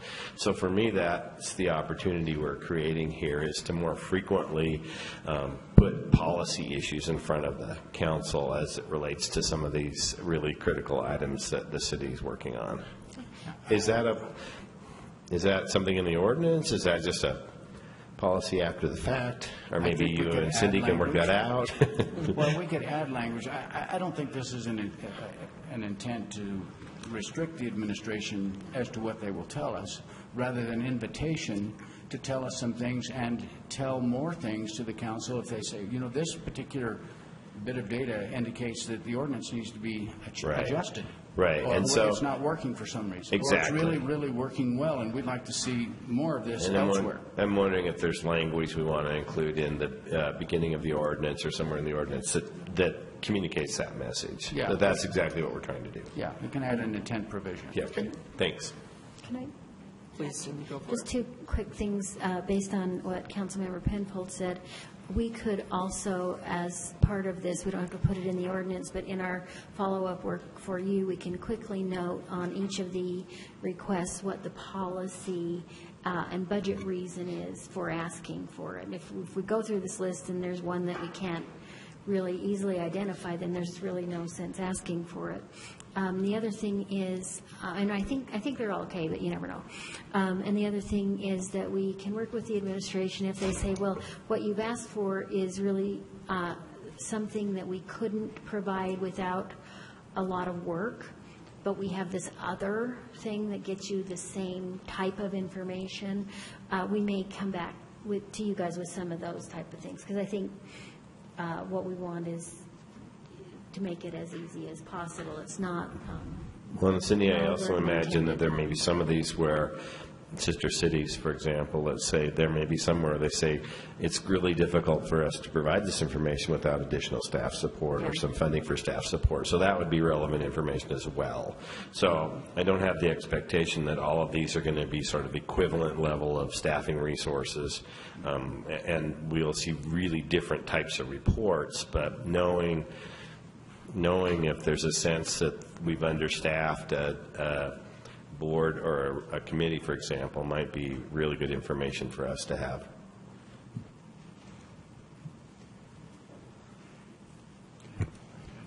You good? You good? Thank you. Okay. We're going to move on then to the Northwest Quadrant Master Plan, which, Nick, you can stay at the table. And we've got Nick Norris, who's the planning manager, and Tracy Tran, who is the principal planner.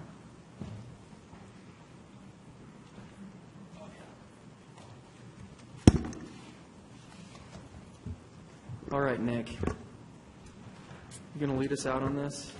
Well, I'll basically just turn it over to Tracy. This has been a significant project, years in the making, and planning has a nice presentation that will get the council updated on where we're at, and then we will be ready for questions for the council. So, Tracy. All right. Good afternoon. I'm just going to quickly go over some of the main ideas within the Northwest Quadrant Master Plan. So overall, the Northwest Quadrant Master Plan promotes the preservation of sensitive natural environments and wildlife, also promotes quality jobs that will be an economic engine for the city, region, and state, and it will be an ecologically oriented industrial park that drives the city's economic and preservation goals. So the Northwest Quadrant can be described into two different areas, the area north of I-80 and the area south of I-80. One significant concept that came out of this process was the concept of a development line. This blue line that you can see on the map marks where land should be developed and where land should be preserved. This line was developed by the property owners and environmental groups in the area and is generally agreed upon.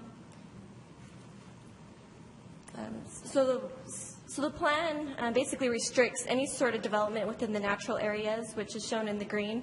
That's the area outside of the blue development line. And so within here, there would be no development. That includes no trails, no public access areas at all. Tracy, just to make sure, can you see where the blue line is on there? Do you know what we're talking about? Between the orange and the green? Yep. Yeah. And Tracy, I have a question for you. To the immediate west of this map, there's also what would be considered some green area as well, isn't there? I think that would be helpful, even though it's not in the city. It would be helpful to see that as part of the proposal. It's in some context. I don't know if I'm jumping the gun here, but because I think it relates really well to how we've surrounded that area with the, even though it's not our property. And then so the orange area that's within the blue line, that's where the proposed eco-industrial areas are proposed. So this will be kind of light industrial type uses that will have limited impact on the surrounding environment, air quality, and natural resources. And also within the development area, trails and open space are allowed. Other policies include limiting any sort of development below 4,217 feet. Go ahead. Transit as a critical mass of jobs is reached in the area, as well as the continuation of a popular bikeway along I-80. Also allowing, so the plan also mentions the continuation of agricultural uses. And due to the large amount of land in this area and the active agricultural uses, the plan encourages rezoning to happen incrementally to avoid any tax implications that for property owners who use their land for agricultural purposes.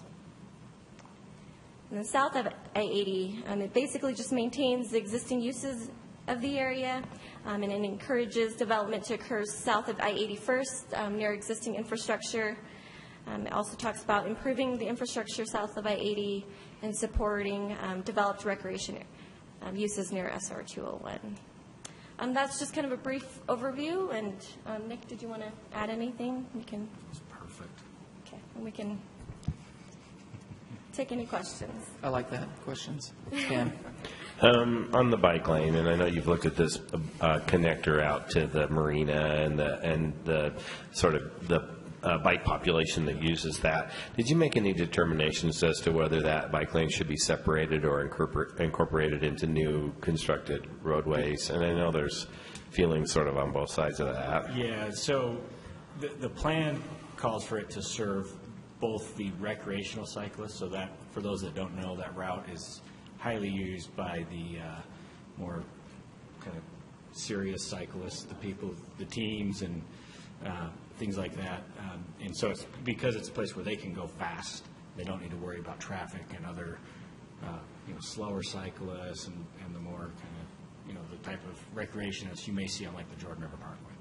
And so the plan identifies both of those potential users and makes sure and basically recommends accommodating both of those. That may be that some portions of it are on street, some are off. So at this point, you haven't made that determination, but you do reference accommodating both of those types of bicycle traffic. Right, and both groups, particularly the more serious cyclists, I'll call them, identified the need that the desire that they can go for long distances without stopping at lights and things like that. And so the plan does talk about, at least for that segment, being located between that frontage road and the interstate, so that those crossings are limited. Because obviously when you build new streets in here, there's going to be more intersections, signalized things. And I think that's their primary concern, Nick, is that every time you add a street in there, it basically disrupts their pattern of cycling. Would we look at accommodating them through some sort of separation or right-of-way separation? Have you I think gone that far? We didn't. I think the idea was to kind of set the goal and the parameter, and then those kinds of details would be fleshed out as.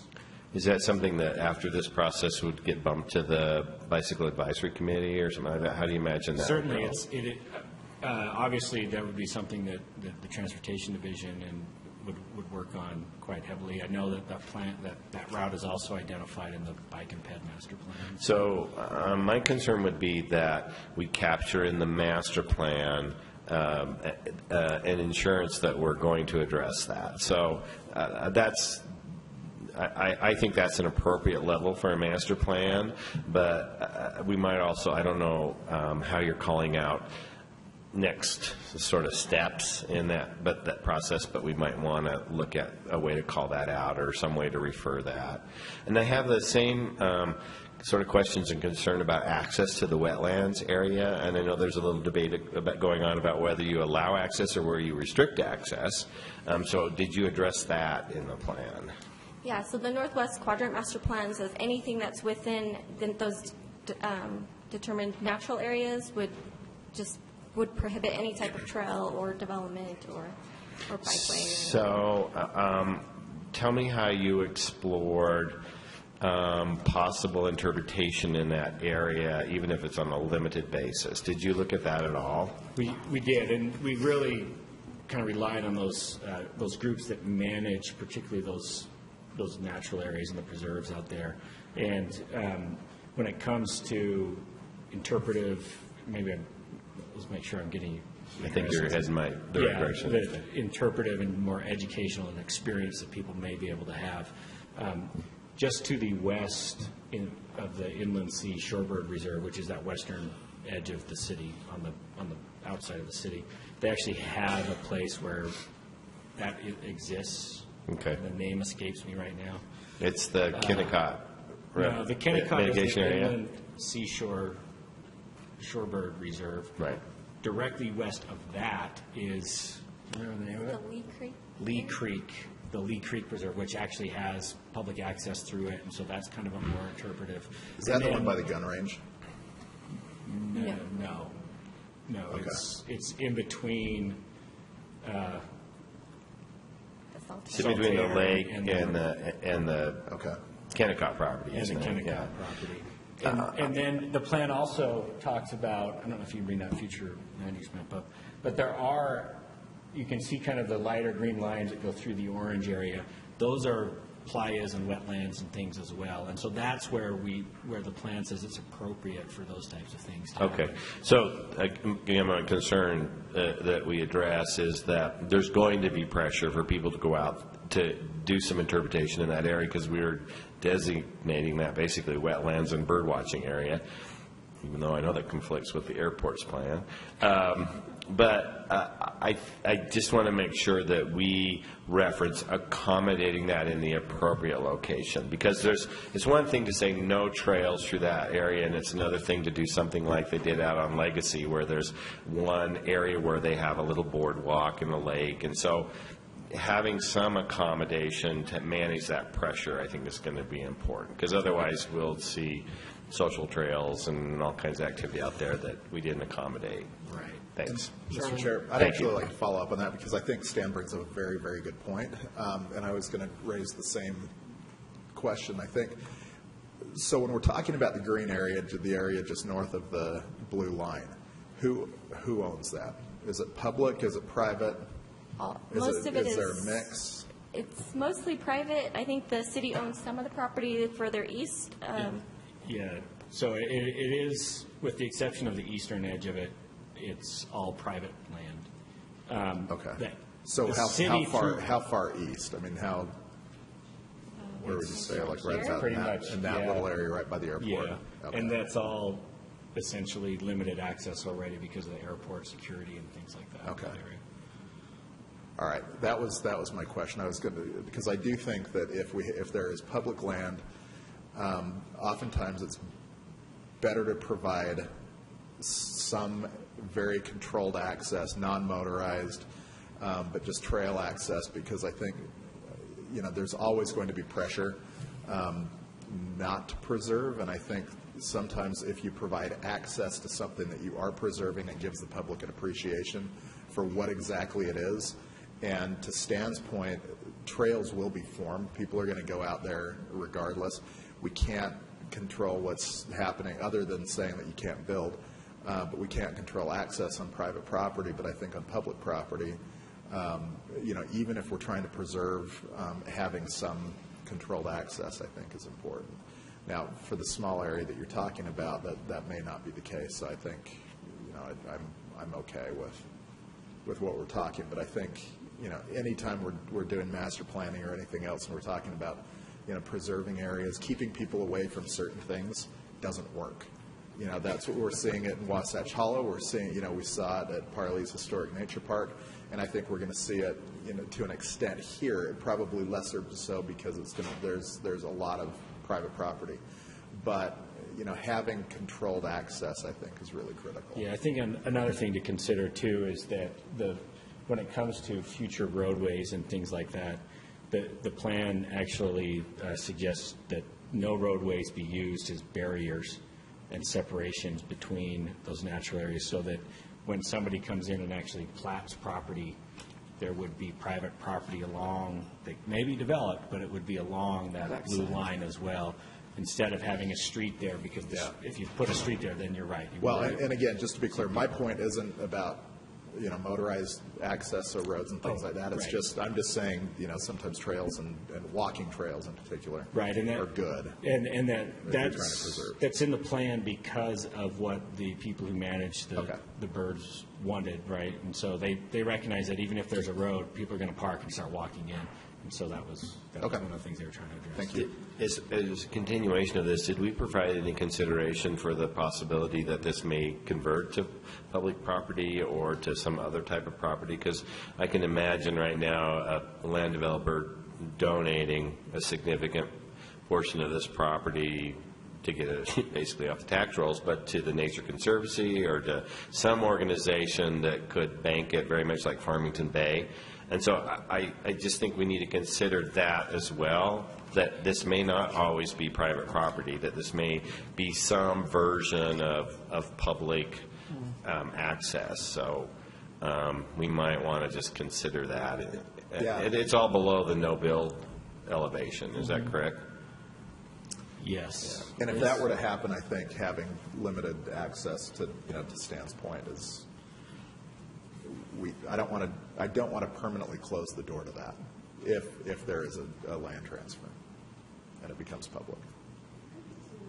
Yeah, I think that We'll review and we'll get back to you. There Okay. there are some things about putting conservation easements and stuff on some of the properties. we'll point out the points where it is addressed and let you know if it's lacking or. So I have a couple questions. The first one is, there was a conflict between the open space master plan and the bicycle pedestrian master plan. Has that been resolved? Yes, when the council adopted the bike and ped master plan, We you had the resolved language, that. we had the language intent on that. So does that go back to the bicycle pedestrian master plan or the bicycle advisory board to figure out a new route, or?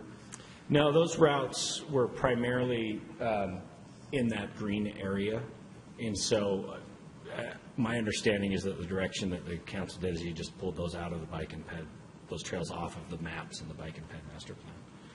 Okay, and somebody asked me, and they said that they heard that the airport was not consulted on this master plan. Is that true? That is Not that is not true. We Great. worked with them very closely. Good, that's good to hear, because that made me nervous. My last question for you is, eco-green commercial building. How big of a commodity is this for developers? Is it something, I mean, is there a big demand for it? Because to me, it just sounds like this is going to be expensive building for somebody.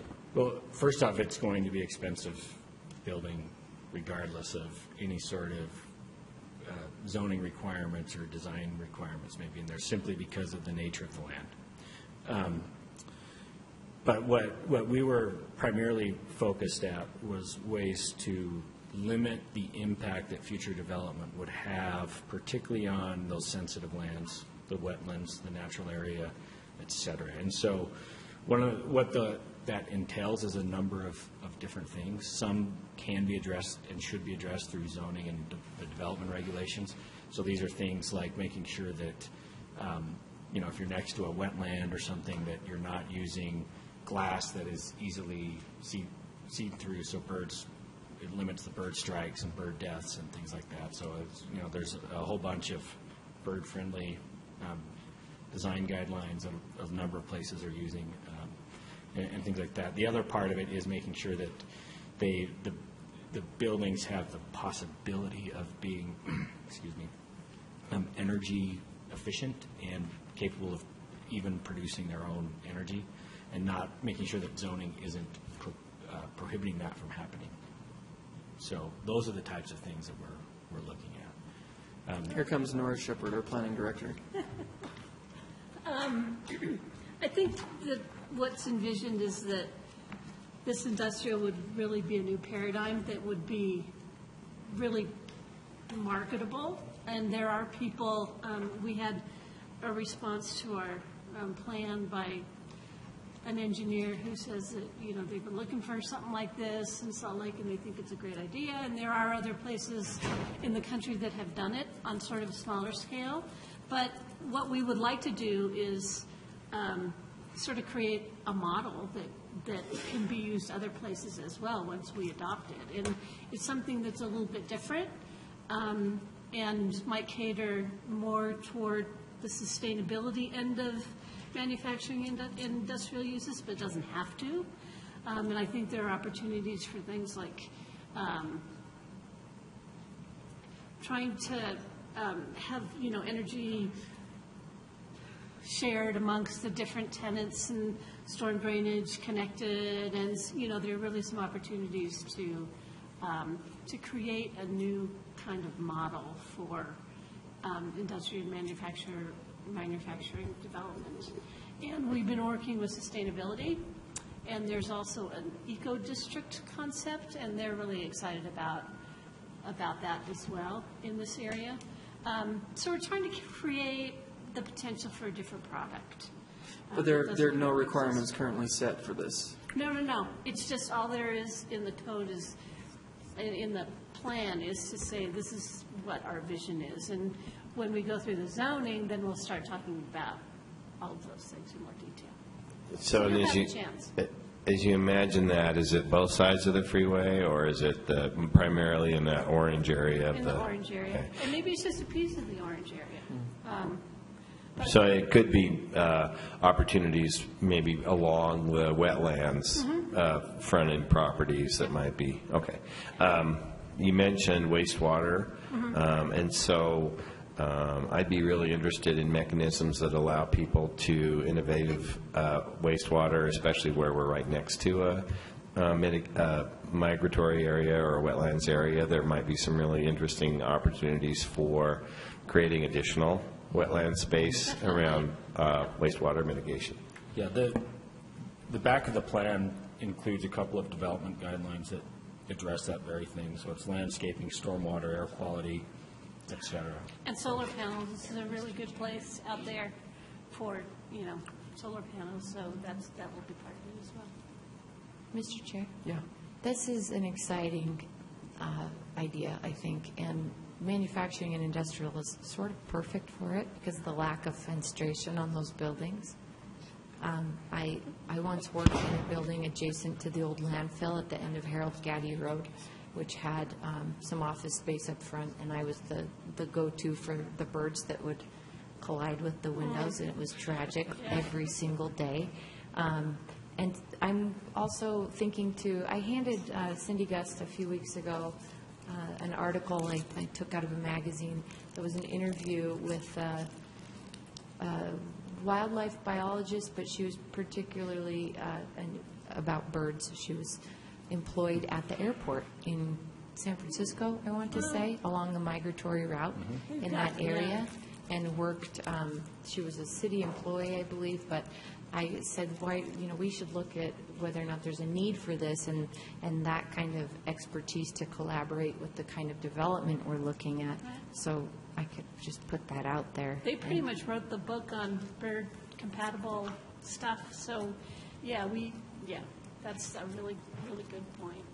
And I recently toured with one of the big developers in the Northwest Quadrant, some of their newer buildings, which I think are probably the cream of the crop in terms of sustainability right now. But they had ideas about ways to, and I think I've spoke with you, Nora, a little bit since then about maybe some negotiations on landscaping. And I hope that we'll get even so much into the weeds as to include the kind of trees that are great and shrubbery that's great for birds.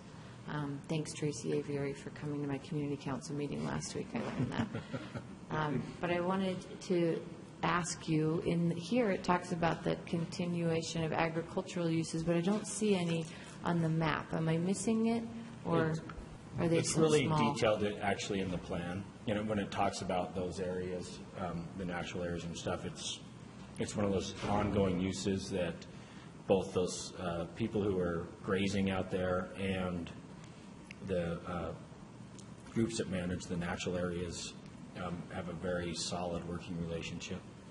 And are there already easements on those pieces of land? Some of them, yes. Okay.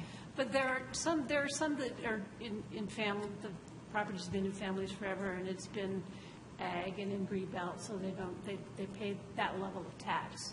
And they don't want it to be rezoned too soon to industrial or commercial or whatever. They want to continue to graze it for a while. The family does. And there's also new money in response to sage grouse, but it's still within the Quality Growth Commission at the state level that could be utilized to preserve that ag land, if that were a desire. And I'm sure that I'm not sure, but I imagine those property owners are aware of that. Well, I think they are, because, the Gilmores are one of the property owners that runs, that have animals out there. And they also have properties all over, some of which they've put conservation easements on specifically for habitat, to, continue to have sage-grouse habitat, for example. So I think, the large landowners in this area are sort of starting to understand that. I'm not sure this is great sage-grouse habitat, but I totally understand what you're saying. Well, that ag money, or that easement money, technically isn't just for sage-grouse sage-grasses? preservation. It's for habitat. Ag. Yeah. Okay. So That's a anyway, good thing to look into. I think it's underutilized. Yeah. And if we wanted to put some leverage in the conversation with those property owners, I think it's an underutilized tool at the state Okay, level. that sounds great. Okay, Nick, next steps. Okay, we actually have 3 items we need to talk about real quick. One is there will be a conflict with the Parks and Open Space Master Plan. There will not be one with the bike pedestrian, but the open space one, which was adopted in '92, still shows a trail up into some of the natural lands. So if the council would like, we could initiate a legislative action to go through and amend that master plan. That was done in '92. We're in 2016 doing a new master plan.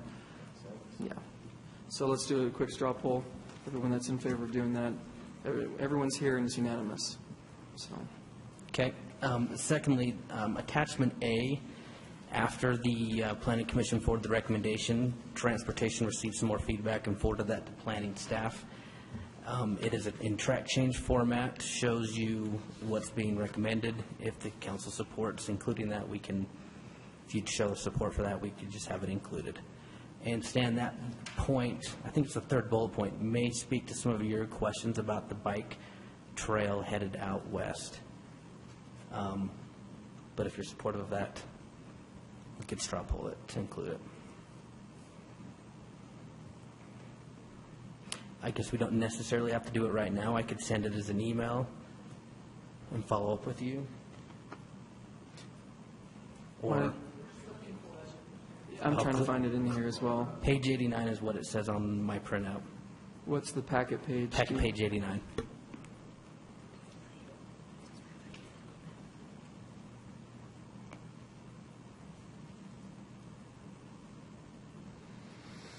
Sorry, I probably should have had printouts, so it would have been much easier.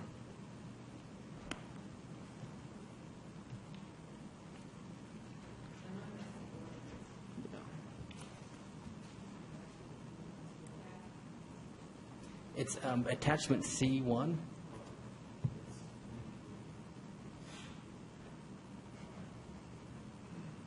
I must have lied. I bet it was the Are you revised saying it's agenda. 4C? C1.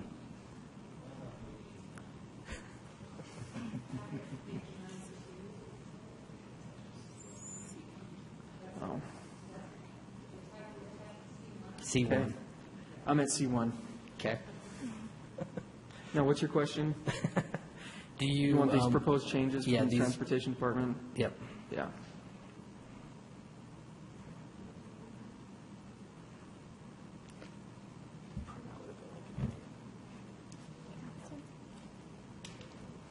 We have a couple printouts. You want me to, or did you find them? I'm at it. Okay. Yeah, I'm good with that, Nick. Yeah, so are council members ready to straw poll on this item for the change? Okay, all those in favor of this? And it is unanimous, Nick. 7, okay. And finally, in terms of implementation, would you like planning staff to identify some of the rezones? So there would be map amendments that could be made, like they mentioned, not all the landowners want to go ahead with it. We could identify some and start initiating a rezone, and the other one would be the text amendment to create the new eco-industrial park. Stan? So you're asking if we want to initiate that with the planning department. How long do you think that process is going to take? I'm just curious. I think it's going to take a little bit of effort, and because I'm guessing it's unlikely by the end of this year. Do you think it's realistic to say we'd have it late fall?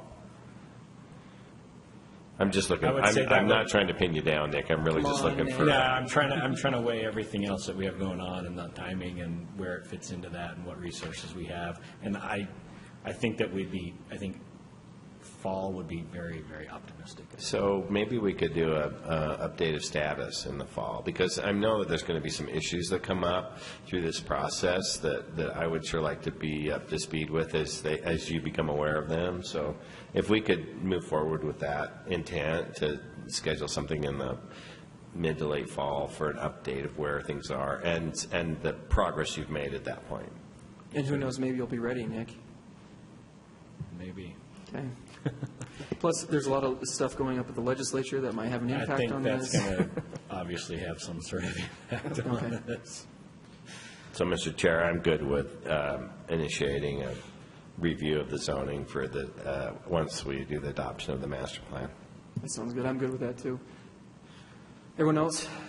Looks like everyone else is in favor of that as well, Nick. You know how to move forward. Okay.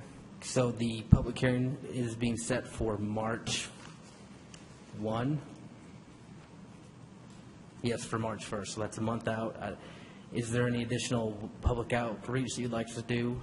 Right now, it's just going to be, it's been noticed. It will be sent out through standard notice. Would you like open City Hall or anything like that? I know in the planning process, you contacted the property owners, the duck clubs, and I want to make sure we get those included as well, and any of the organizations that would be interested in the wetlands, Audubon, and I'm sure the planning department notified those people in this process and reached out to them. So very closely with all those. Right. So I just want to make sure we capture that too, Nick. And if at all possible, maybe make an outreach to the community councils in the surrounding area to maybe propose and show them what we've got planned for the Northwest Quadrant. They all meet this month and next month, so. So that would be for staff to go visit with the community councils, not just notify them of. Mm-hmm.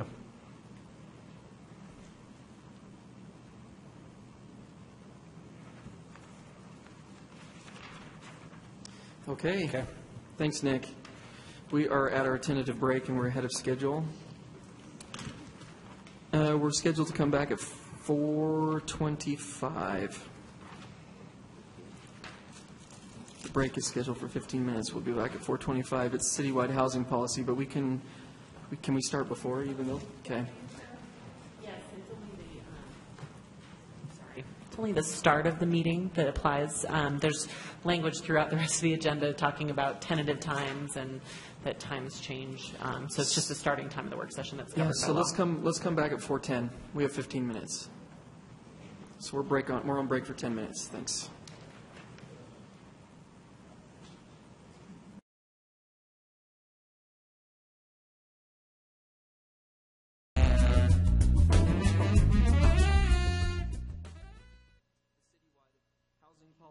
We have Sean Murphy from council staff, who's our policy analyst, and Mr. Mike Ackerlove, who is our Housing and Neighborhood Development Director. So we welcome you two up here to present to us and talk to us about the citywide housing policy. Sean. Thank you, Mr. Chair. This has come before the council a number of times. I think it might have been on the agenda 4 or 5 times last year. And throughout the course of the year, the previous council gave direction on what they wanted to see as meaningful change or big vision, and even a lot of detail, technocratic detail in some instances about housing policy. Staff took those ideas, categorized them, and then fit them into the current adopted citywide housing policy. New council members might also want to take a look at the housing policy that is to be adopted. There's currently an adopted one that the administration is working with. The idea is to include any changes to that policy before the administration starts working on a new housing plan, and to ensure that the council's needs are going to be reflected in that housing policy, in the housing plan. They ought to be, or would make sense to have them in the policy. There were sort of 2 different ways of addressing it that were discussed last year. One was going about it sort of as staff has here, taking stuff council members have said, figuring it out how to word it into the policy and suggesting that. Another method was to go through sort of line by line, piece by piece, the entire housing policy as it's adopted right now to make sure that it fits the body today.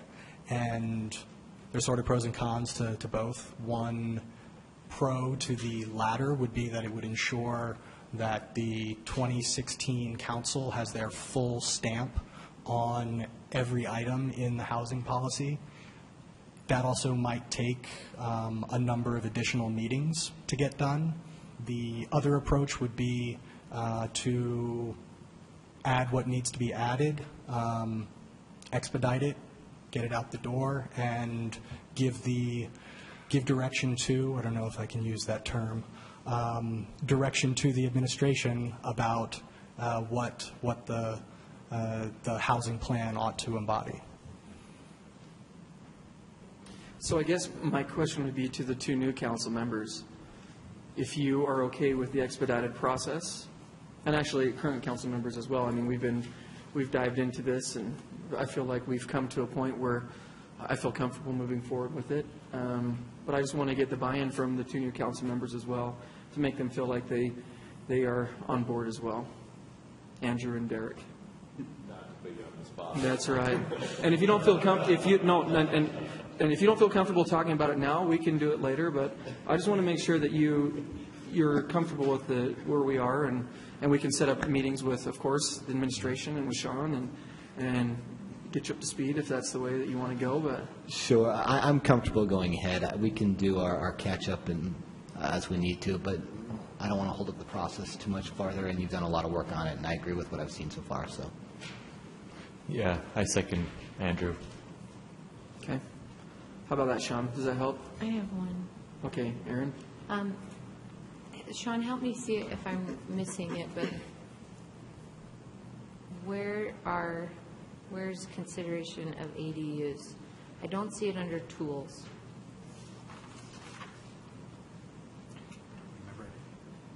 And I don't see it under the interest section. Is it somewhere else, or should we add it as a consideration?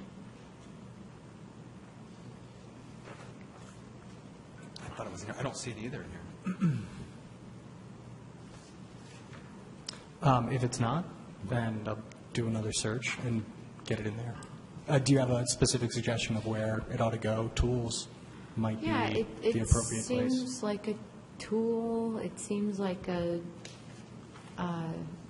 density. It's a piece of the density conversation, the neighborhood conversation. I don't know. I think probably tools. It's probably the zoning issue. Yeah, as well. also. And let me just say, and I don't mean citywide, okay, so that we can actually talk about it.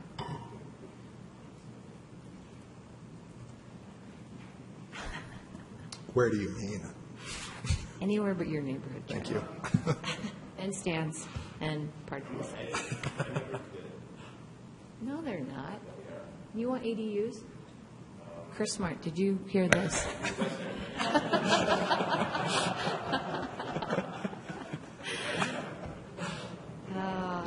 Well, this will be a fun conversation, so. Or maybe we should straw poll it. To even talk about it? Okay. Coming to us, I'm not sure. I thought there was something coming to us. There's a transmittal. There's transmittal. Do we know where it is? Is it with us, or is it coming to us? We have, Nick Tarbett, apparently. It was. we have a unit legalization transmittal. There which was, but some relate to the ADU conversations, but I don't. ADUs was up in November, December, and then they kicked it to after the first year. But have we heard anything? It's going back to the public process. They're going to the community councils. They are hopeful to get it back to the planning commission March sometime. So it's already going. Though. Yeah, so it's just going back to the process. Straw poll, schmall poll. It's coming.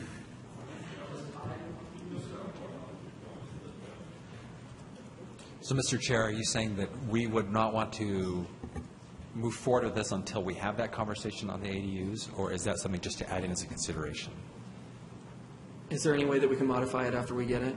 Oh, man. I mean, I want to move forward with this. It's a priority for us. The ADU, it's not coming till March or later, I bet. And yeah, Right.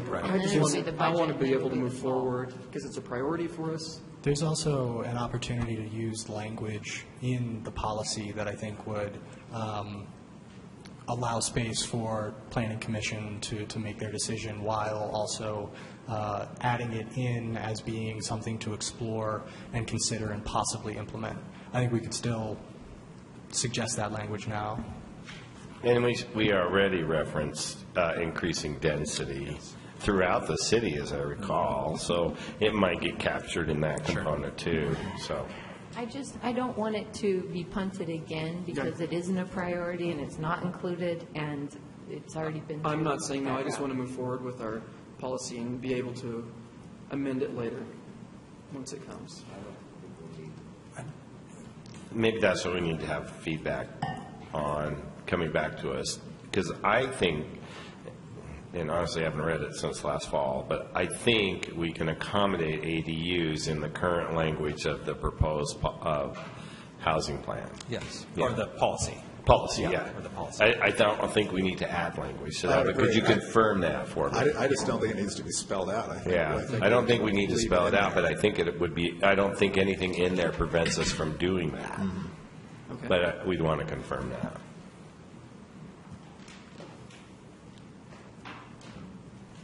Okay. Because mostly I'm with James, I'd sure like to adopt this at some Me too. point. That's So why you've adopted the policy. Yeah, I know, but. Right, so if it would be changing, it would be going through that process. Right. Yeah. However, We've I been would like at to it. say We've there's a been at it couple- for a long time now. what's that? We've been at the policy for a long time. We have, so maybe I should just keep quiet. There's probably some updating we could do with the policy, but I think what this really provides is a high-level policy direction from the council that we can then use to implement or put together our housing plan. And the goal would be to come back to you throughout that process and talk to you about specific items in the policy, such as inclusionary zoning, ADUs, density, whatever else there might be, but have that as part of the plan discussion. Does that sound good? I think everyone's good with that. Okay. Could I highlight a couple things, if you don't Please. mind? Some of the areas that we're, of particular interest to us would, first of all, be the inclusionary zoning. I know the council talked about that last year, and we had Steve Erickson do a study for us that came to us end of 2015. It's still in draft form, and Steve wants to work on it a little bit more before it is moved forward. But we have not reviewed that with the new administration yet, so we'd like time to meet with them first. I think inclusionary zoning it's a hot topic, and people are passionate about it one way or the other because there are pros and cons, or there can be perceived pros and cons to it. It does help us meet our goals. On the other hand, there have been adverse effects in other cities who have done it. So I think what we'd really like to have is a very informed and open discussion about whether inclusionary zoning is the right thing citywide, or is it better just to do it in certain areas? Is it even, should we be considering it at all? Certainly, there are other ways of looking at getting affordable housing, which includes incentives. And those can tie into inclusionary zoning, or they could be separate, such as fee waivers or density bonuses. Mike, and I don't have a position on inclusionary zoning, but it certainly forces a discussion. And one of my concerns about incentives is we consistently talk about incentives, but we rarely identify actual incentives. And so if you can find an incentive that's just as hot a topic as inclusionary zoning, I would love to just throw it out there so we can figure out how to have a conversation on that. I'll give you an idea. Property tax breaks for affordable housing units that the city might be able to give, or something like that, because I think I don't want to talk about inclusionary zoning as our only option, especially if we don't end up doing it. We should be looking at a whole range of incentives as well, and the city has been resistant to property tax-based incentives or other kinds of incentives that I might not be able to think about right now, but if you can help us really get focused on having a serious conversation about incentives, I think that would Absolutely. really benefit the city and affordable housing. Okay. One thing that we will be starting in February is we have pulled together a group of experts in the finance field with affordable housing to start talking to them about barriers, impediments, how we work through those. And I think that'd be a great part of that conversation is what other incentives have they seen work to encourage affordable housing. I understand there's a tax levy in Seattle that we might, should I just put on the table? But I think we need that kind of conversation, especially as we see increasingly we're going to lose federal dollars. You know that. The trend is really clear. I don't see the state stepping up to replace all those federal dollars, and I'm not sure even those federal dollars are sufficient, even as they're declining. So if we're going to be serious about it, we have to come up with our own options for incentivizing and requiring, maybe a combination of both. Yes, so we'll bring that list of incentives to you. We're also looking, Austin did a housing bond. So there's another, there's lots of little bits and pieces of financing coming together, but it's not really adequate enough to meet the needs. The other item I was going to bring up to you is the Housing Trust Fund. And the Housing Trust Fund, our board, I think, is one of the strongest boards we've had in a long time. And they are recommending, we had a record year last year. We had $4.5 million in loans approved by the City Council. We had 450 affordable units. Just over 400 of those were new. So we saw a lot of success last year, and we have a good pipeline for this year. Our concern would be the sustainability of the fund and a more secure funding source for the Housing Trust Fund. So as we talk about levies or bonds, that may be something to consider there. But how do we internally make sure that we're having a program income coming into us that we can turn that money over? Certainly the discussions that the board has been having about increasing the citywide housing is very helpful, and we would love to see that happen. But the Housing Trust Fund also needs some updating and perhaps I think as things change, as the housing environment changes, we need to look at how we can make that fund a little more impactful. And so we would like to bring some recommendations to you all as well on that. But that's tied into the policy. So you're saying get the policy approved so you can move forward? Yes. Or say you're good with it. Say, yes, we're good. Move forward. You feel comfortable doing a straw poll right now on this? All those in favor who are good with the policy? That is 6 up with Lisa being absent. So there you go, Mike. Go, Mike, go. That was awesome. That was easy. Yeah. We never come back. Russell is documenting that as a win for the housing priority as well. Boy, we're productive. So we're really excited about this. You know, it's a priority for us, Mike, and I know that you'll work hand in hand with the administration and with us to make sure that Salt Lake is well taken care of in housing. Good. All Thank right. you. Thanks so much. Thank you. We're moving right along. Item number 7, delegation of authority follow-up. We have Lehua Weaver, policy analyst, and also available, just in case, is Rusty Vetter, who is the deputy city attorney, Neil Lindberg, who's legal counsel for the council staff, as well as public utilities staff. Hi. Okay, Lehua, take it away. In January, the council received a report on delegation of authority and certain types of issues related to fees or policy direction that the council either formally or informally has delegated to the administration for years. And the council's direction at that time was to come back to begin documenting, identifying those times where some of the council's authority has been delegated and to bring those back to the council for further direction. And the first collection of items that we have relate to public utilities items. These are items where within the council's legal role, there may be additional policy direction or guidance that could be given on certain topics, or the setting of fees that could be maintained by the council. And if it's okay, I'll just start with the first item. That's probably the most significant one, and that has to do with maybe placing a hold or giving direction from the council on how to handle decisions or transactions that are related to the watershed protection and surplus agreements. And this may involve the council adopting some policy guidance and including that in the ordinance to direct the administration on how to handle certain things. This could be done by placing a hold on any of those types of decisions or transactions until that policy guidance is identified and adopted by the council, or the council could direct that staff work with the Attorney's Office and Public Utilities Administration to identify those items and bring them back. Stan. Excuse me. Lehu, this, I know this is focused on sort of one area, but could you maybe briefly talk about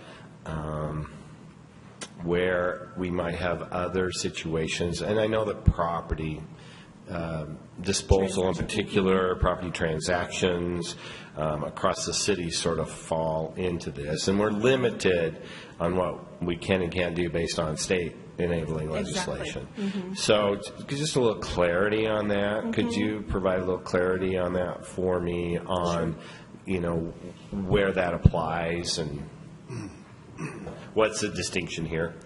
Sure. And the council may remember Neil's presentation from several weeks ago in January that kind of went into that. But there are times where, because of the urgency of an item, or because a fee might be set specifically to recoup exact costs that the city incurs to provide a service, that in ordinance, the ordinances as adopted refer to the ability of the department director or their designee to identify what this fee might be. There are other times, like you referenced with property, where the legislative and administrative rules are very clear, and regardless of what the council might want to do, there's only so far that we could go within your legal role. But even with respecting those state boundaries on what the council's role would be, the council could adopt a policy or an ordinance that some of those property transactions need to be reported back to the council, for example. So where reporting would be appropriate, but a role in terms of approval or signing off on wouldn't be, the council could request additional reporting just so that as property transactions are handled, you're aware of those, how that is changing. And in some situations, I know that we've actually initiated a public hearing process for some of those transactions. That's a courtesy component? Is that something that the administration can request of us, or how do we? Sure. The hearing process is required, but there's no formal action that the council is given to take at the end of it. So it's really a requirement to expand the public engagement for those, especially when it's either a significant transaction or a significant parcel of property or both. But it's not, there's no council role beyond holding the hearing and providing that venue for engagement. Another kind of large example has been with the airport. The council may remember, and some council members weren't here, but with ground transportation services and car inspections, there was a large chunk of responsibility that was delegated to the administration so that they could manage the program as efficiently as they needed to. But there could be a greater council role in having them come back and present, we would like to handle the program this way, and getting an ordinance approved through the council in order for that to happen. Instead of doing that more formalized process, the council delegated that authority to the airport staff. So as we're looking, and I'm sorry to get in these details with you, but it's really helping me with clarity. Sure. Thank you. So as we're looking at all of the range of situations where we have potentially delegated, either deliberately or by absence of any guidance, this authority to either directors or whoever we've delegated it to.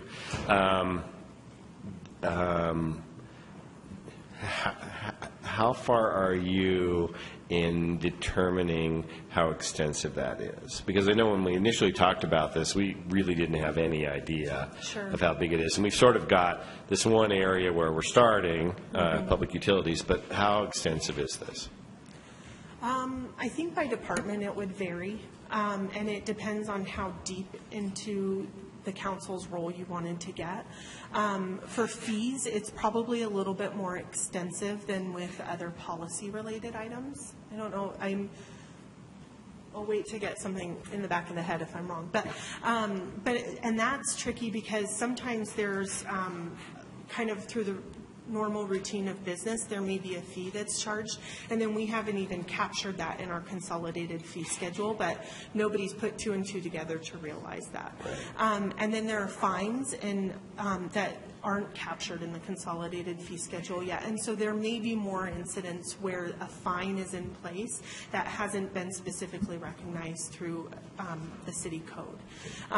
For policy direction things, there is definitely a set council legal role, and then there's a set council or administrative role. And then sometimes there's a little bit of gray area where the council may have a policy direction that you want to move in, and you could set some of that out in terms of criteria in an ordinance without overstepping your legal role.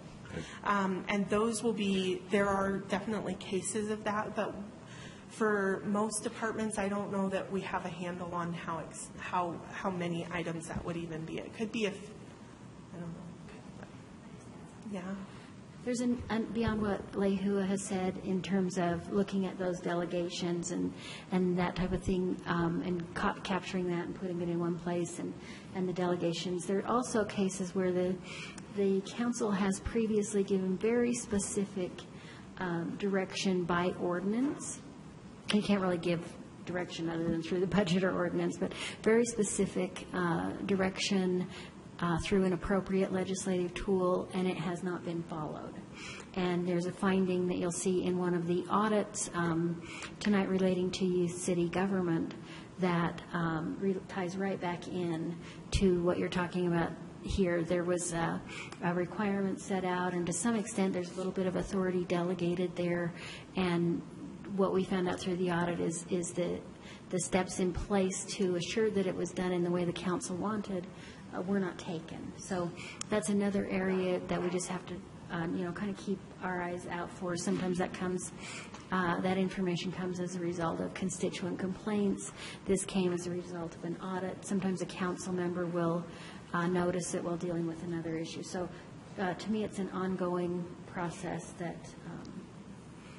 has its roots in many things.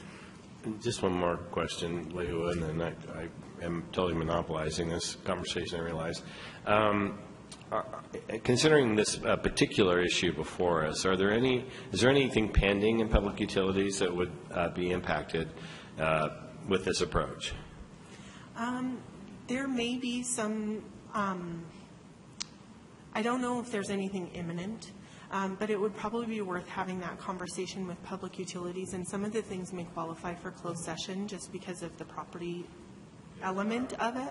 But my understanding is that even if there's not anything imminent necessarily, there may be items that public utilities keeps their eye on, for example, like a watershed property that should it become available, they would want to move quickly on it. And this type of thing could put a hold on that. And so if it's kind of like we've been eyeing this property for 10 years, and when and if it comes available, we want to, and then the council were to place this hold, and then that property comes available, that would create, an unintended consequence, but something that could be carved out to allow for those things to come up. So I'm actually interested in moving forward with this, but it sounds like we might want to request a closed session with public utilities to see if there are any properties in particular that they're concerned about or may be immediately impacted. Charlie. So I have a question that's not directly related to public utilities, but it deals, with the fee schedule and some of the transparency issues that we're talking about. There was a recent decision by Sustainability to change the way that we're doing the brown can pickup, that they were going to suspend brown can pickup during the winter months when utilization, was fairly low. At the same time, we're still going to be charging the fee and assessing the fee, which I understand, I get that, we want to continue that, but it seems to me that that is a policy that should have come before the council because it deals specifically with, it's a policy issue, a fee issue. In terms of service. That we may want, that we want to look at and at least be included in the conversation, as to why that makes sense and, why it may not make sense. So that I just wanted to raise that, even though it's not part of public utilities. I think that there are things that we ought to be. And Charlie, thank you, because I'm getting so many complaints about this, and so I'm not happy to hear others are too, but I'm happy to hear it's not just my constituents. But the concern for me in that process is we reduced a level of service with no conversation whatsoever and very little outreach to the public about it. And I'm not suggesting it was a bad idea. No, it's just there was that conversation was missing around that, and we are now, my response. Well, I'm not sure my response because we force people into making a decision between extending our landfill and cleaning up our air, and that's we should be figuring out how to do both. But I think that's a really good example of an area where service level changed, and we're not. We can make all kinds of arguments about whether or not we're actually paying for the brown can or for just paying increased for our garbage cans. Remember that conversation, but our service level changed, and that's probably something as a body we want to be involved with. Right. And I think that has been their practice, if I'm not mistaken, for the last few years, just recognizing that the frequency that the cans are placed out is so much less. But it is exactly a good example of how the council could have established an ordinance what the fee is paying for, including what that service level delivery looks like. The extra leaf can during some months in fall is another example of that, where it's a service level increase that the city has opted to offer at no charge to the residents. And so that little package of services is a good example. Andrew. Are there specific problems that we're trying to address with this, or just a general sort of idea? In terms of the items here in the staff report? Yeah, you say utility in particular. Well, I think that the issue with especially this significant policy item to start with is the importance of the city's history of protection with watershed and water rights, and just realizing that there may be times when a transaction or a petition, a request of the city could unknowingly impact our clear example of protecting those rights, and that would be significant, not only from a standpoint of protecting what constitutionally is has been defended as the city's right. And so it's acknowledging that the council could have a larger role and bringing you options if you want to exercise that. I ask that because I don't want to bring a sledgehammer to a pick kind of situation where we don't know what the unintended consequences might be. To this point, I could be wrong, but I haven't heard of significant issues in the watershed where we're doing that yet. Now, it doesn't mean there couldn't be, but could we cause a problem by doing this, by holding things up, which are very time sensitive? And I know you addressed that, Stan, but that's a major concern I have about taking action on this. I think one of the places where the conversation started is number 3 on the staff report related to the Watershed and Water Rights Acquisition Fund.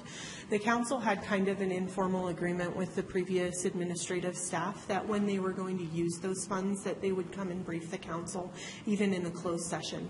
They had the funds appropriated, they had access to them in their budget. Even if they didn't, they had enough other budget items that they could use to cover any purchases.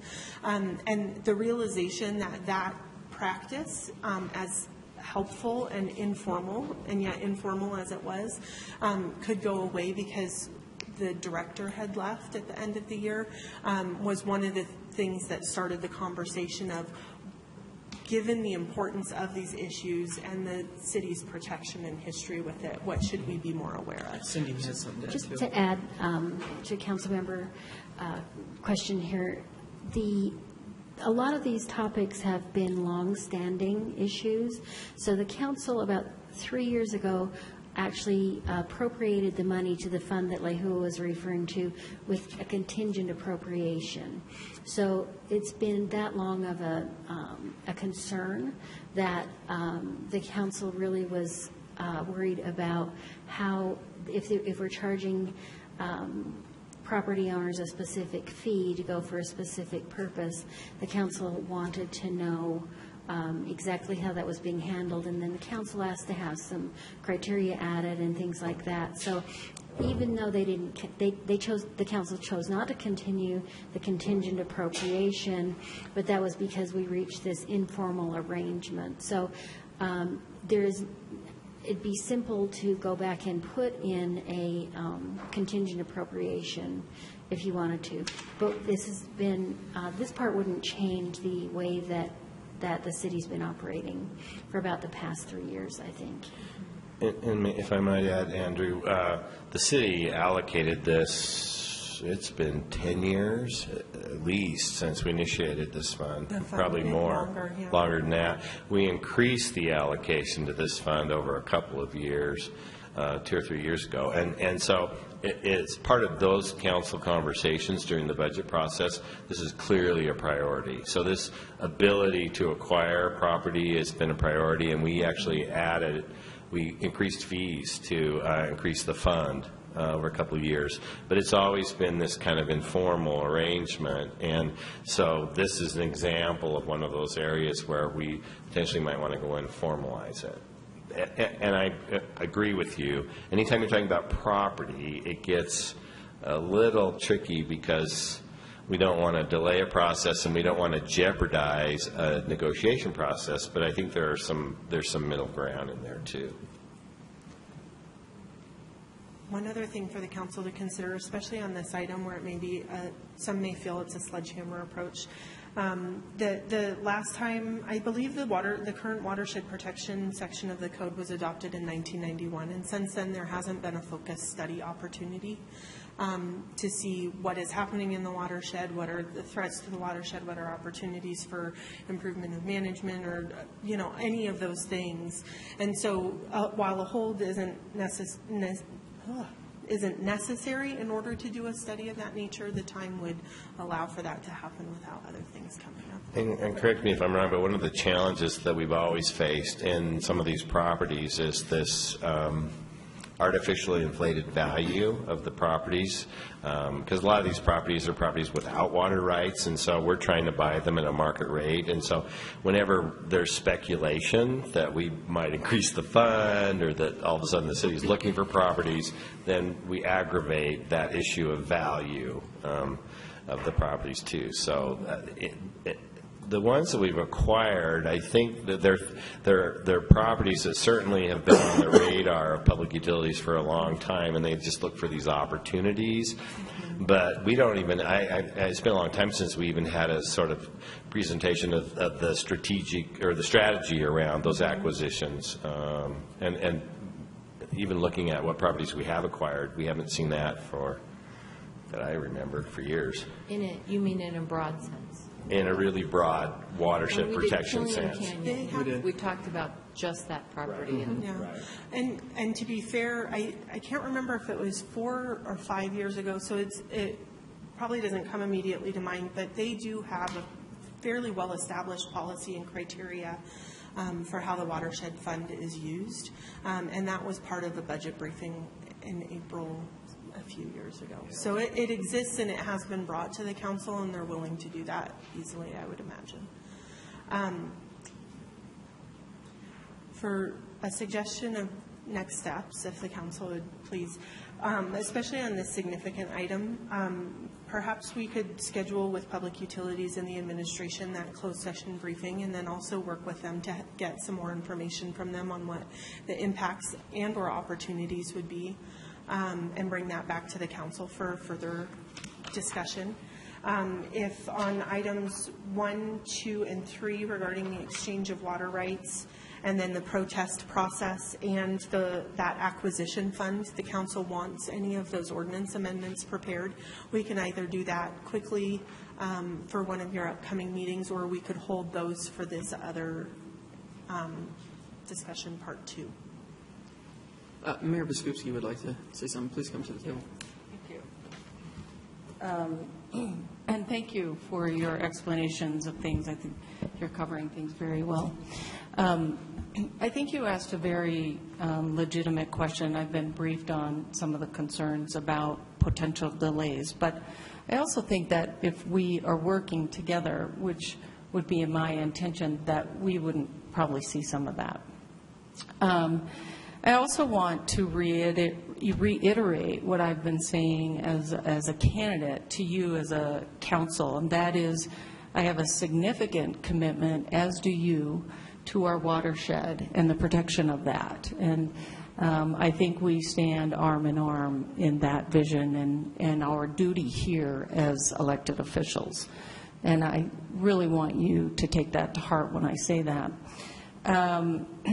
The proposed moratorium for the new surplus water agreements presents, I think, an opportunity for us to underscore this commitment by providing an opportunity to work collaboratively and also to strengthen our current watershed ordinances. So I appreciate the desire to have an opportunity to meet with Public Utilities together, and I think that will create a very effective procedure moving forward. I did meet with the Public Utility Deputy Directors and our City Attorney to talk a bit about some of the amendments that were listed, and I do have concerns about some of what is listed in here, and I'm hoping that we can work through some of that during that closed session as well. And as I have said before, when it comes to protecting the environment, I truly want to work together. I fully support the council's plans to make efforts to take a hard look and review. I think that is very valuable to myself and to my administration. So that I think a review, but I am very interested in the timing of this and how long you think this might take to review and go through this process, but I think there's value in doing it. Thank you, Mayor. And Mayor, may I just add, I think one of the hopes that I have in regards to timing, it's been a couple of years since we evaluated an increase to this fund, and one of the things that would be really helpful is an update on where we are with our current balance, and from a closed session perspective, what properties might we be considering, because we don't want to have that discussion in public, certainly. And just are we in a position where we might want to evaluate a change or an increase to that funding? Because I think it's been like 2 years maybe since we did that, maybe 3. And so just an update with that balance amount. What do we have on the horizon? Do we feel like it's sufficiently funded, or would we be looking at acquiring more property if we had additional funds? Would be really helpful. Okay. And I think we can do that relatively quickly. I see them nodding their heads in the back there saying, yeah. That's all true. Okay. Anything else? No. So I would look at we have a closed session meeting, not tonight, but we have it in the near future to discuss this. And also just take a quick straw poll in moving forward with this in mind that we are going to have a closed session to discuss property and water rights and our current ordinance. That it sounds like we should circle back with Public Utilities and others in the administration to identify the items where there could be potential. Then we can report that back to you quickly. Yeah. So if everyone is in favor of that, let's just show a thumbs up. That is unanimous. So thank you very much. Lehua, Mayor. Thank you. Yep. Moving on to number 8, advice and consent. We have David Litvak, Deputy Chief of Staff, Jennifer Bruno, Deputy Director, and Neil Lindberg, Legal Counsel. I don't know, David, if you want to come up or not. You might be called on. You might just be ready in the waiting. Jennifer. And Neil will feel free to chime in if he has anything to add also. Staff has just been looking at this as an effort to look at ways to codify certain assumptions that I think a lot of us assumed were in city code, and upon further review, were not. One of the first things that was surprising was that the fire chief be a sworn firefighter, and that the police chief be a sworn police officer. And so that was sort of maybe the start of this project, was just looking at what are things that are sort of customary in our advice and consent process, especially as it relates to the legislative role in that process. So, in the legislative role, you guys are looking primarily at the budget oversight of the city and the policy oversight of the city. And so where does that fit in terms of the things that we normally did, and then trying to make sure that the code was reflecting that. So with that, staff put together just a few options to consider. They're just, again, options, starting point, draft language that we can certainly discuss more and change. But it's just a starting point for discussion, essentially. And I can go over, they kind of fit into 3 general areas if you want me to go into those a little bit more. Okay. Whatever your pleasure is. Let's just go over it briefly so we. Okay. So the 3 general areas are, I guess I would say, are first to codify minimum qualifications for a city department director. Yeah. Jen and Mr. Chair, could we back up just a step in there, and maybe Neil could speak to the current council role as it's currently identified in the code? Because that was a helpful bit, and I suppose we could just read it out loud. But Thank you, council member. I'd be happy to do that. We are a divided government, or strict separation of powers government, and it's clear that the mayor has the authority to appoint, and the council has the authority to advise and consent regarding those appointments. And so that's a joint process. Both parties must do their part to be effective in any appointment. If the council feels like a particular appointment is not suitable, then you have the opportunity, in fact, some would argue the duty, to vote against a particular proposal. Can you, what kind of information can you ask for? You can ask for anything that might help you decide whether a particular person is qualified. I think one of the things behind this ordinance from a legal perspective is to, as with some of the other discussions we've been having, is to make sure expectations are clear on the part of both branches, and that the public has the information that they need as to how the process works. So the council, I think, has the ability to put into ordinance provisions which would, for lack of a better term, identify the time, place, and manner in which appointments occur. How often, when does something have to be provided, how is it provided, the timeliness of things. So you can do all those kinds of things to the extent that you feel it's necessary. Now, in the past, we haven't had this sort of an ordinance, and it's sort of been done by policy and practice. And that has its advantages because it provides some flexibility, but it has its disadvantages because then expectations may be not met because things change for some reason that we're not expecting. So I don't know if that answers your question adequately, Aaron. If it doesn't, please ask me what more you'd like to have me address. it's enough for now. Thanks, Neil. Thank you. So I guess I just have a quick question. It's not unprecedented to do this. There are other cities within the state that do this. Is that correct? Yes. Yes. Can you give me some examples of this? For example, Ogden requires that their finance officer be licensed and bonded. They actually require that the city attorney be licensed to practice law in the state, which is another thing that's not required currently by ordinance, that our Salt Lake City attorney As I understand it, she is licensed to practice law. She seems to be licensed, and she seems to be supportive of that. She's overqualified. She seems enthusiastic in the back of the room. And then Ogden's ordinance actually goes further in terms of defining that an interim appointment be made from an existing city employee or officer, so defining that an interim appointment can't be selected from outside the city, that it has to be selected from within the city, and then defines sort of how long that interim appointment can take office. So a lot of the issues that are addressed in the Ogden ordinance are sort of what are being talked about here. I might add that the Ogden ordinance also distinguishes between acting and interim. And you see delegations all the time that says so-and-so department director will be out of town and this person will be in place for the next week. So that's an acting. Interim is the person who's performing that role in the absence of someone who's filling that particular position for a period of time. And I guess I'll just say with maybe a giant caveat on this whole conversation is because this is draft language, I would say that that's why we've scheduled this for an initial discussion to gauge council interest, what areas you're interested in addressing, and then we would have these very capable attorneys work on sort of the appropriate definitions, the appropriate sections of the code that these changes sort of belong in, because I'm sure that there are, intricacies that we haven't necessarily addressed, but wanted to get your sort of general direction first.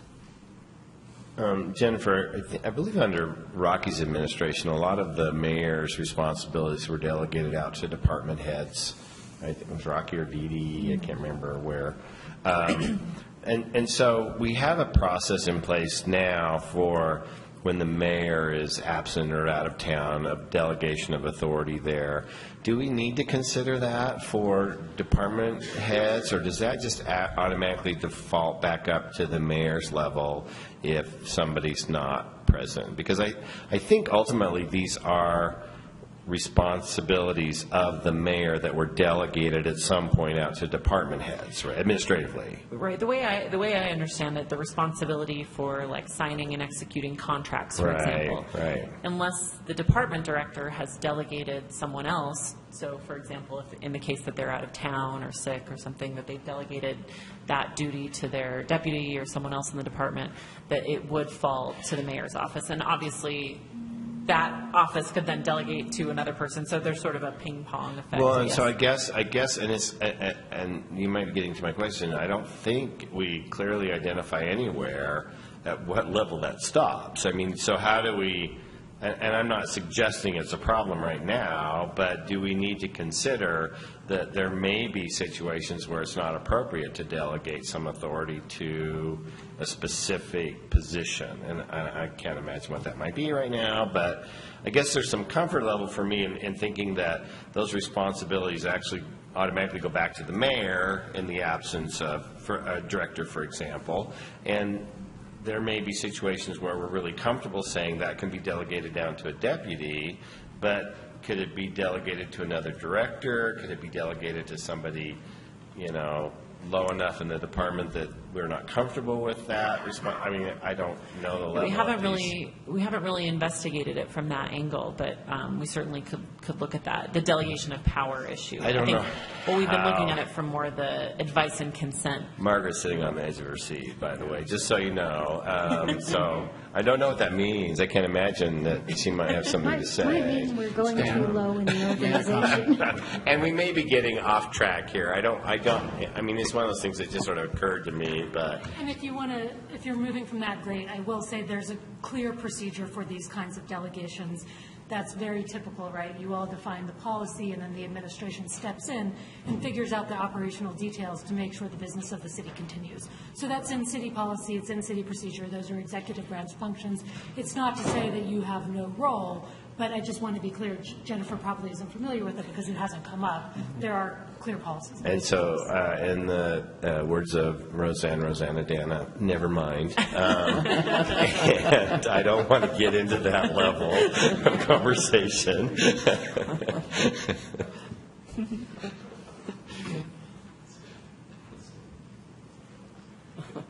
Any other questions? So Jennifer, in moving forward, I'll just take a straw poll and see the interest of the council members and what we need to do moving forward. And any ideas? I mean, other than just straw poll? No, whatever you guys feel like. Questions, comments? You mean, Language would this be the suggestions? time to add or Wordsmith, subtract? yeah. Yep. May I make a comment, Mr. Chair? Please. I think one thing we're looking for is, one, is this something you want to work on as a council? Yes or no? And then if it is, are there issues that you want to give us any direction about at this stage of the game? Or would it be better for us to, based on what we know now from your previous comments, go out and draft something and have you react to it and say, that's okay, or that needs to be fixed in some way? Certainly the administration is going to have comments, I assume, on what we do, and we are trying to thread a needle a little bit here. And so we have to have due regard for the powers of both branches, and we know that one branch can't invade the province of the other branch, but exactly where that line is difficult to draw, as we discussed with the delegation of authority issue a couple of weeks ago. So there will be a lot of artwork here, and trying to draft it in an appropriate way for both branches. Thanks, Neil. I really appreciate that. For me, this was brought to light, and I was kind of shocked that Ogden has something put in place that we don't, which is, it was clarifying the police chief or the fire chief. They need to be a sworn firefighter or police officer, as well as Margaret wouldn't have a job. I mean, I guess she would have a job, right? But for me, it's basically a bunch of housekeeping to make sure that the city has the proper people in the right roles, and us making that policy decision, not tying the hands of the administration, but moving forward, making sure the city is well taken care of, they have the people in the right place, right time, right manner. Andrew? I agree, and I think as far as the direction, it's less is more. I mean, I'm sure you'll probably go that direction anyway, but flexibility is going to be paramount going forward with some expectations, I guess, some parameters. We understand each other, but I hate to see things too narrowly defined in any of these situations. And Aaron, I think, had a... Yeah, I think you've done a great job so far, and I think that there's some dancing to be done in the drafting of whatever we are presented with, but I'm really comfortable with the first steps, so to speak. That's great. So, council members, let's just do a quick straw poll moving forward with the options that the staff will work with the administration to make sure that we fine-tune this so that both parties feel comfortable and making sure this is sound policy not only for the council but also for Salt Lake City. Okay. Great. Does that Thank you. help? Yep. Great. That's great. All right. We are... Oh, I'm Mr. sorry, Chair, may Patrick. I just make a comment? Thank you for this. I think it's a good public policy conversation brought to light for whatever reason, but that's one that we embrace as well. I know that you invited Mr. Litvak up here because he's a better dancer than I am. But, I was going to use the colored pencil. Can we see about that? we look forward to further dialogue about this, and to Neil's point that this is going to be a bit of artwork. I think we all understand that and appreciate that. So we'll look forward to working with you. Patrick, I don't know if you were aware, but in your job description, dancing skills are so I'm suggesting you might want to brush up here quickly. Are you offering lessons? I'm not, because there are far more qualified people. Well, David's doing the tap dance in our legislative subcommittee, so. Thank you. Okay, we are on to, hey, Lynn, I told you 20 minutes? It looks like you have an hour and 10 minutes. Actually, I would like to stick to that time frame, and maybe if we can get Tracy Tran back here so we can jump electric vehicle parking stalls to after this. My experience is if you give Lynn 20 minutes, he'll take an hour. And Yeah, I 20 told him he minutes. had 5 and that David Litvak had 15, so we are. He's going to take 15 just getting up here. Yeah, that's right. No, I just didn't know where you were on the agenda.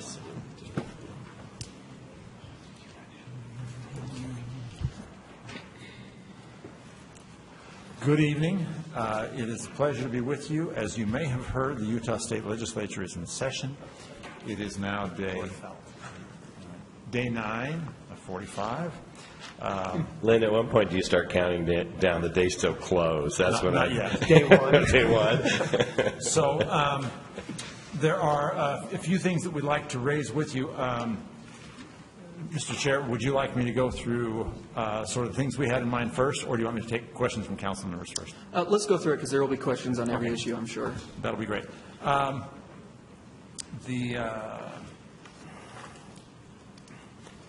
In terms of our priorities, and I won't touch on all of these, but just to give you an update, first thing we'd like to talk about is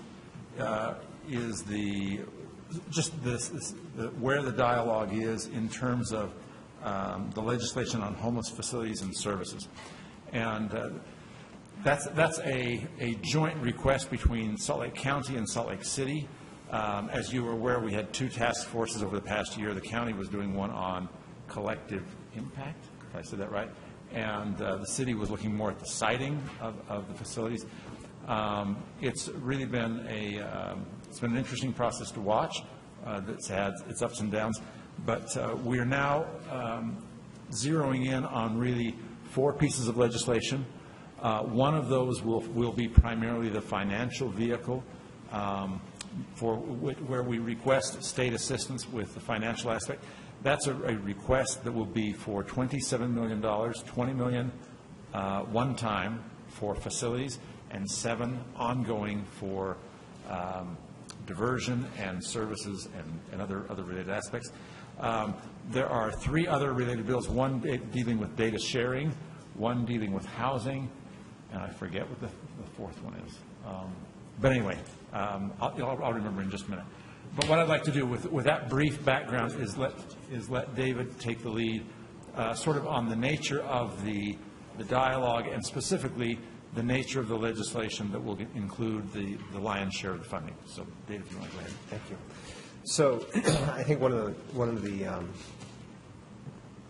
most exciting aspects and the positive aspects of the legislative ask is that in the House, leadership on the House side has really taken ownership of this issue. Speaker Hughes has requested that Representative Francis Gibson take the lead. Representative Gibson is in House Majority Leadership and has taken the lead in bringing all the stakeholders, continuing to bring all the stakeholders to the table to move forward that $27 million request. We have really again, the leadership and the vision of Representative Gibson, we are looking at this not just as an appropriation request, but a legislative strategy to reform homelessness and housing services for the target populations. And so this will be there will be a bill attached to it that Representative Gibson will be running where the appropriation request will be in. But they're following the model set last year with the Justice Reinvestment Initiative, where the real focus was not just on providing critical resources for important services, but transforming a system. And that really is in line with what I would say both the Salt Lake City Site Selection Commission as well as Salt Lake County's collective impact. That it's obviously about providing critical services, but really changing the way we do that. And so a lot of those core outcomes, without getting into the daily task of how we do this, but the shared outcomes that we're really striving for, the principles that are guiding this process will be embodied in the legislation. We had a great meeting this morning to begin to lay out what that legislation is going to look like. And again, having a speaker, having House leadership really driving this is a great place to start. Doesn't hand us the Senate. There's a lot of work to do. And Representative Gibson understands how to get things done and how to be effective in getting the votes to move this forward.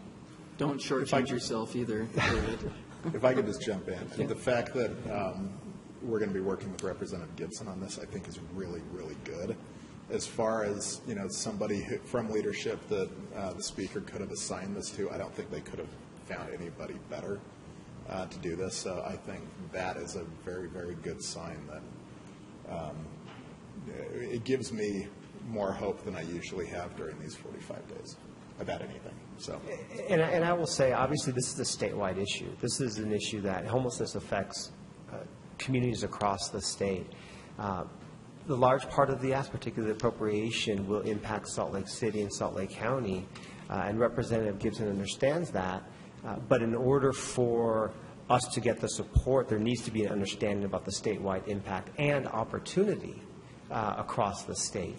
And he's already had several colleagues outside of Salt Lake County, in Utah County, and other areas of the state come up to him and say, what can I do to help? So I think we're starting, I know, so I'm a little biased, right? The legislature has a certain reputation. I get it. I understand.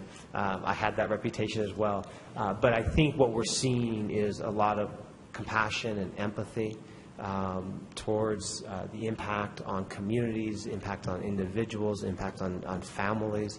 And just like we saw last year with really transforming the way we look at justice and not just locking people up, I think we have that same kind of opportunity in addressing homelessness. You shouldn't take it personally, David. I never did. Andrew? Is it too early to look at how they may appropriate it at one time or multiple years? We're still exploring that idea. It is going to be a heavy lift. Unfortunately, in some ways, we're a year late in terms of the request and where they are as a state with the budget. The budget numbers are not as good this year as last year. One-time dollars are always easier, but we have not just, again, the position where our support's coming from, but very creative and good thinkers on how we accomplish our goal.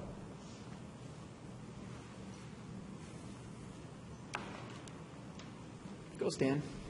No, I would be remiss if I didn't suggest that there's an opportunity here to connect ongoing dollars to, well, I don't know, a need that might be covered by some sort of expansion of an existing program.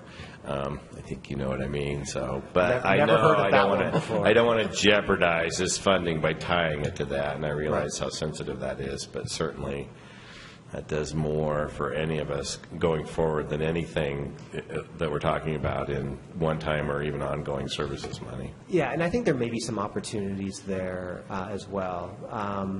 I think, there's a lot of issues around that particular conversation around Medicaid expansion, but I think there is an ongoing evolution and understanding that the types of services that Medicaid provides, particularly to this population, is critical to that sustainability and to that long-term fix. And so I'm optimistic. I'm optimistic that we will see something that will help us move forward. Well, and I appreciate that this might be the opportunity to make this very real for some of our representatives, because I think it's been a philosophical conversation, but this really is how it manifests on the street, and that connection, I think, is valuable. Yeah. Thanks. And I would be remiss if I didn't also mention Representative Elison. So I mentioned Representative Gibson and Speaker Hughes. Representative Elison, who represents the south end of the valley, a bit of the south end of the valley, and is really looked to by his colleagues up in the House and the Senate as really kind of the residential expert on addressing homelessness. Spent many years on the Road Home Board of Trustees, and has a great deal of, and I had an opportunity to serve with him, has a great deal of energy and passion for this issue, and so he's intimately involved as well in the conversations. Redlin, looks like your next issue. Okay. Next issue I wanted to raise with you is another one of our favorites, and that is historic districts. And let's see, where do we begin? It's just a gift that keeps on giving. A bill was introduced this last week, House Bill 225, I believe, by Representative Brad Wilson. What's 223? Thank you.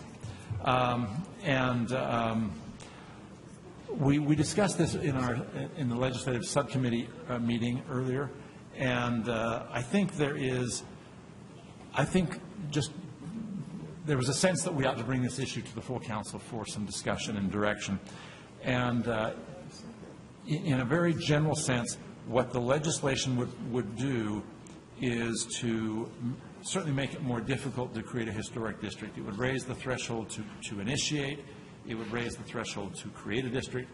And the balloting, so-called, as we have done that in the past, would occur not by mailed-out ballots from the city. It would occur in the November municipal or general election.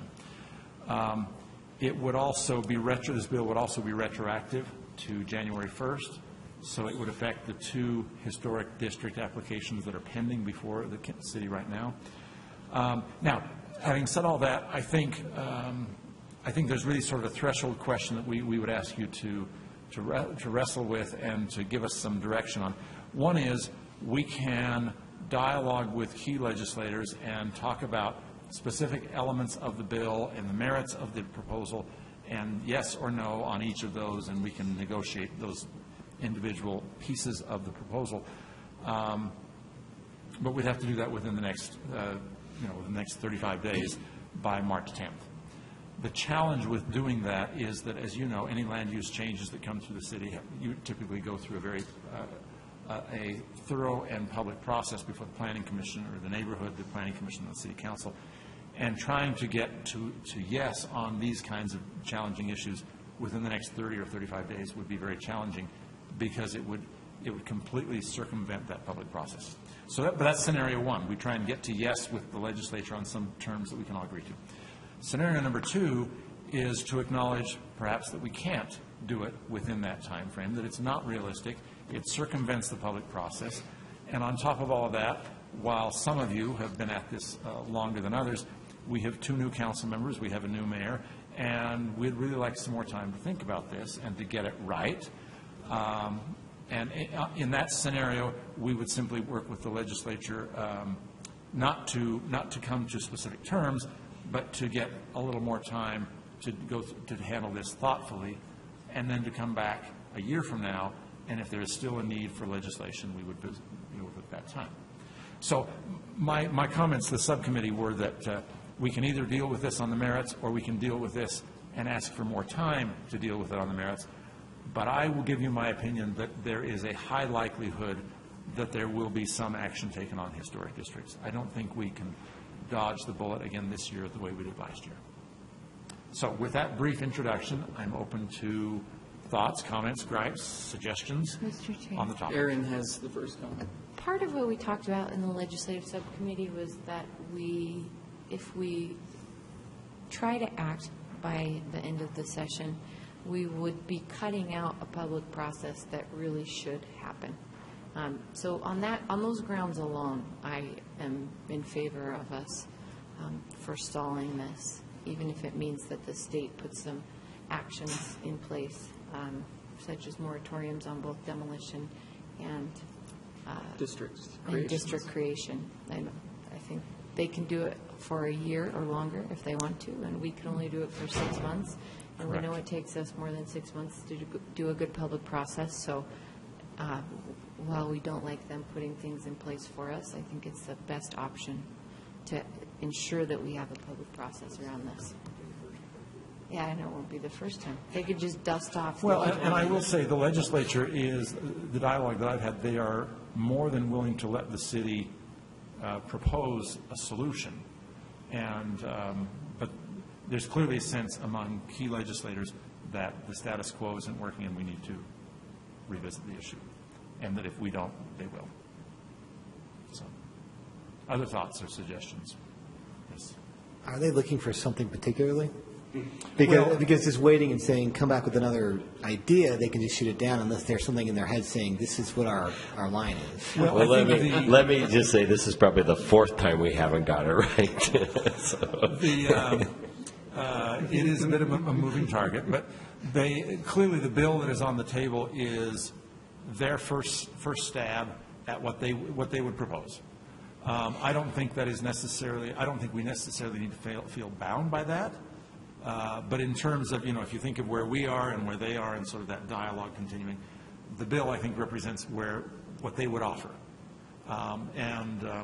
if we were to try to get to yes by the end of the session, we'd be dealing with that in a very accelerated fashion, and we can, if that's what you decide you want to do. If not, then I think we would, if we can get a little more time, then I think there's room for a little more dialogue on some of those elements to see what flexibility there may be on individual pieces of that Charlie. puzzle. My only concern about the moratorium approach is that if we delay it, what are we going to delay it with? I mean, I think we have to have some sort of an idea. If we say, okay, well, let's go with the moratorium, and we come back next year with something that is still totally unacceptable, then what, to them, then what, all we've done is prolonged the inevitable. And I think what I want to see is, do we know what they would be comfortable with? Do we know? Well, we know that they would be happy with this bill. Yeah. How much could we back them off some of the terms of that bill? We don't know, because we haven't had that dialogue.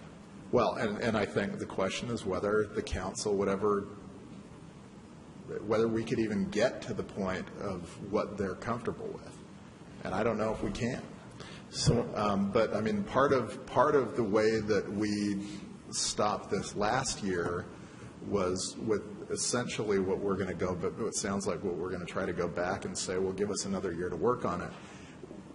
We had a year to work on it. We came up, with some ideas that, still seem to be unacceptable to them. Are we going to do the same thing next year? I can't predict where the council might go with this discussion. So, So one of the conversations we talked about, Charlie, in the subcommittee is, we could take a different approach than we have in the past, and we could actually have a discussion with the public about eliminating the citizen-initiated component of historic districts, because it would leave the zoning option, as is with all other zoning options, solely in the hands of the council. So, I don't know if that would get them where they need to be. Well, if that's the case, then why even propose anything? Just let the bill pass, because essentially that's what it does. Well, I think the challenge for me is, again, just this idea of the state dictating to us our process. And rather than, and I don't know that that's the outcome that we would get if we had that conversation, but it's an interesting conversation. And I don't know if they would be okay with that. They might just come back and eliminate our ability to create any historic districts. It feels like that's where this is going, the more it gets resisted. So the other opportunity it might provide us is that I think clearly it feels like the legislature is hearing one side of this argument, but they may not be hearing the other side of this argument. So maybe that's our role, is to provide a balanced conversation to it. I don't know if that's possible. Hello, Nora Shepard.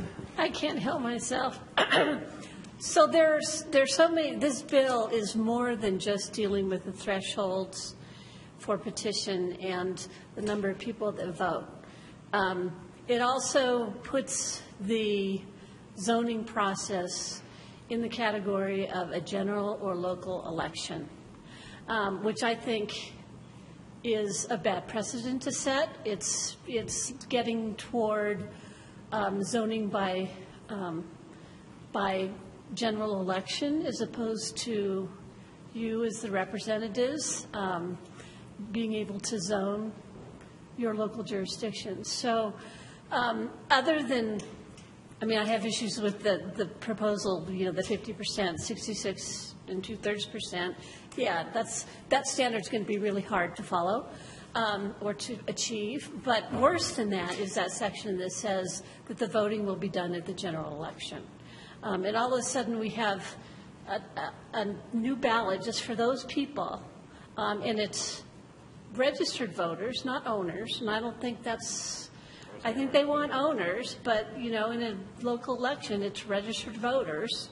And then we'd have to count 2/3, whereas all other elections are 50-50. So I think that piece of it is really the worst part of the bill. And the part that concerns me the most, and I think it has statewide implications. So other than just what we do things here in Little Salt Lake, which it's great, I mean, obviously, I prefer that we determine our own destiny, like all of you. I think that piece has a real potential to have some major consequences down the road. That's my pitch. And honestly, I mean, my guess is that that is one of the pieces that we can probably get them to back off of, because it doesn't make any sense. The reality is the voting process that we have implemented is far stricter than what you would see in a general election. The turnout of those elections has been extremely high, even higher than this past election cycle, because you're dealing with a very limited, a very small specific group.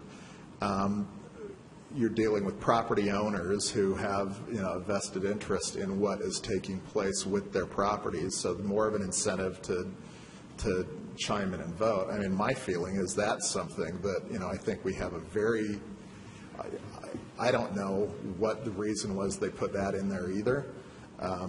If anything, it would actually it seems to me that it would weaken the property owner input, if they went that route. So, I mean, if this is truly a property owner bill, that's something that I think we can talk about getting rid of, because it really doesn't make sense.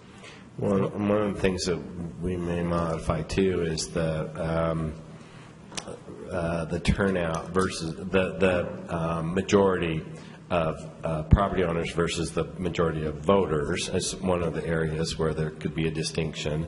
And certainly you're right, Charlie, if you go to an election, you're just going by a percentage of the people who actually vote. So it's a really different. I don't know why the proponents of this bill would want to have that. Yeah. I mean, it makes zero sense. Just to give you a sense, I am happy to, if that's your direction, I'm happy to go back to the sponsors and to say, we agree with this term, we have trouble with that one, and massage the merits of the proposal. And my initial inclination was to negotiate to get to an agreed-upon proposal that we thought was good policy and we could live with and they could live with. But once you do that, that policy agreed upon, assuming we can get there, has to be adopted either by the city in an ordinance. So that means the city committing to adopt an ordinance that hasn't been through any public process, or you have to agree to let the state adopt it for you, which of course preempts the public process anyway. So if you're going to negotiate this on the merits and work through the policy elements, this term we can agree to, this term we can't, we massage that, that's fine. But at the end of the day, you either get a bill of the legislature or an ordinance of the city. So, Lynn. And if we can't get to yes, then we could fall back and ask for more time. Can we do both? We can. Can we move forward with you massaging it the way Charlie is and you have eloquently put it together, and in the meantime give us that year for the due process to go out and make that public process with the people and implement errands where we have a year moratorium on both those so that we can get it put together? Yes, I guess what I would say is that there's a bit of a challenge if we and you might do it this way, where the administration negotiates terms that we think are acceptable with the help from planning, and I don't commit the council. The council will have to go through its public process and then adopt an ordinance, because it doesn't work if the council has already committed themselves in advance of all the public hearings, right? Yeah. So if you want to go that route, then we would simply say the administration is going to come up with a recommendation that we will then, during the next year, take to the council and ask them to adopt by ordinance. And the council, after going through your public process, will exercise your discretion and make a decision. If you think that's a workable approach, that gives me a lot more comfort, because one of the challenges in this whole process is bypassing the public process. And so if we can still make a commitment to that public process, and I know that there's going to be a tendency on our part to follow the recommendations that are negotiated, but certainly that still provides us with that opportunity to educate and inform and get feedback from the public. I think that's a really important part of our role that we've had, that we are very consistent about. Now, there's one other wrinkle, one other wrinkle of this. Why didn't you start with that? Hang on. And that is that if we really want to control our own destiny, we can follow this model, the administration negotiating a proposal. The city can impose a 6-month moratorium on its own with that, the recommendation we've agreed, we've negotiated, coming back to the council with a commitment that we'll make a decision within that 6-month window. And that leaves the state out of the role entirely, and all of the tools are city-imposed tools, both the moratorium and the ordinance. So I guess I'd want feedback from Nora and planning to say that if we did our own self-imposed 6-month moratorium, we did it effective the end of the session, is that a realistic time frame to provide a public process for this conversation? Well, we already have a public process that is underway. The provisions, what we're proposing, and it's gone through the Landmark Commission, and it's gone through the Planning Commission, and soon a transmittal will be in your lap. And what it does is increases the threshold for petition initiation to, the Historic Landmark Commission says 35%, the Planning Commission says 25%. Our original recommendation was 30%, so somewhere in that range. And then to keep the balloting threshold at 50% of the ballots returned. Now, and we've had open houses on that, and we've talked to community members about that approach. So theoretically, you could look at that. Obviously, it's a far cry from what I think the legislature's looking at. And but if we took that proposal, we could make the modifications to it that may come out of this negotiation and go through our own public process with those modifications. So that might actually work. So I guess I'd turn to council staff and say, is a 6-month moratorium appropriate time to do what? Because I would expect that we'd have to do an expanded public process since this has already been through the Planning Commission and Landmarks. Yeah, I mean, I think we'd have to talk about whether we start over with the Landmark Commission and the Planning Commission because the numbers are so different, or whether you folks make a determination to based upon your, the input you received and your authority that you want to go ahead and make those modifications. I think it's going to be pretty tough, being really candid, for the staff and the Landmark Commission to support the kinds of numbers that the legislature is talking about, because it probably won't result in any districts being able to be. I mean, certainly people could go ahead. Not because of a lack of interest, but because of the reality of voter turnout. Right. And, for example, the requirement that we have even more than 50% of possible voters voting is. Which may be exactly the legislator's intent. Right. It may be. And, will we come up with a compromise that we're both agreeable to? I don't know. I mean, that's definitely. Cindy. Well, I understand that it absolutely would be difficult for the planners and the Historic Landmarks Commission to support. Sometimes it comes to a point, though, at the elected official level and the lobbying level with the legislature that in order you might have to accept something a bit less or lose the entire program. So I don't know how we've already been down that road a lot, and I don't think we can spend more time on it right now, is my agree. Yeah, I agree. And so I guess my go ahead. Well, I just had a thought, and perhaps, Nora, you've already been down this path, but they acknowledge that this is a contentious issue for every neighborhood that brings it up, as we do. Have we looked at the actual voter response rate for those neighborhoods and taken, say, the average response rate into the conversation with the legislature? If they agree with us that, neighbors should have a say, and which I'm not sure I agree on personally, and that there is some desire to participate, why don't we look at historically what the participation we have all rate that has been? information.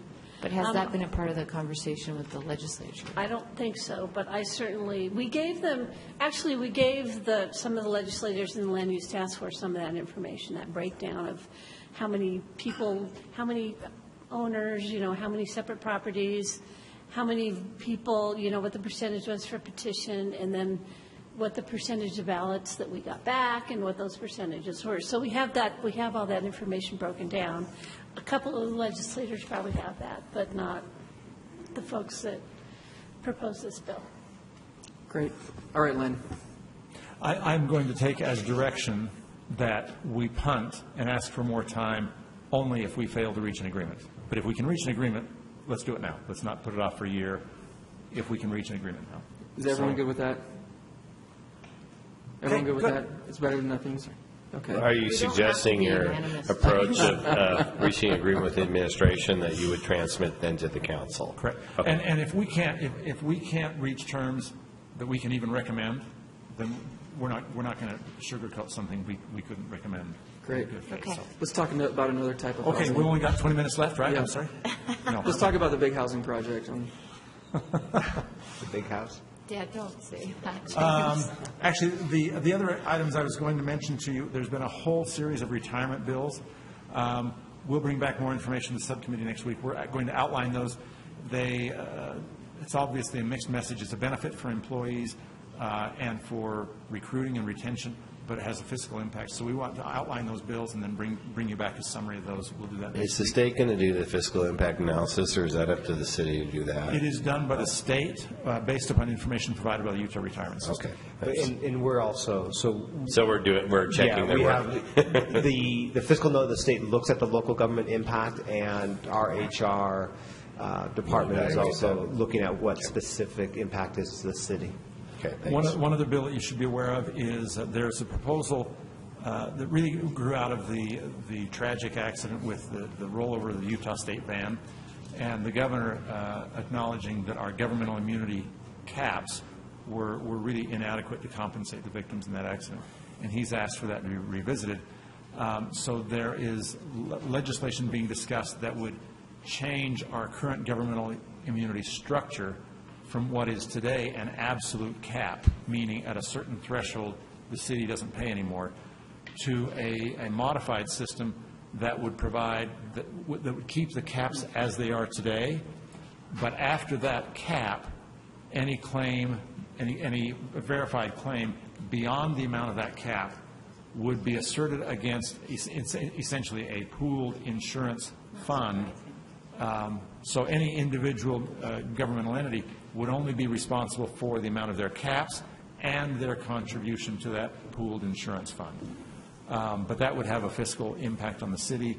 I just need to let you know that that dialogue is proceeding, and with the state acknowledging that the caps ought to be changed, it's a little bit hard for local government to hold fast to where we are. So I'm anticipating there will likely be some change there, and that will have a fiscal impact on the city. Okay. So those are the highlights. I think we've taken more than our time. Other questions, concerns, or? No, we just appreciate both of you and all of your hard work up there. I know it's not fun. Maybe it's exciting. It is fun. Okay. But what you do for Salt Lake is very appreciated. So, thank you very much. And obviously, if you have questions in the meantime. David, I think that is a diagnosable personality disorder. Just say. How many years did you do it for as a legislator? 12. Yeah, there you go. Thank you. Still have the tick. Okay, we're going to move on to item number 11, electric vehicle parking stalls amendment. We have Russell Weeks from council staff as the policy analyst, and Tracy Tran, the principal planner for the administration.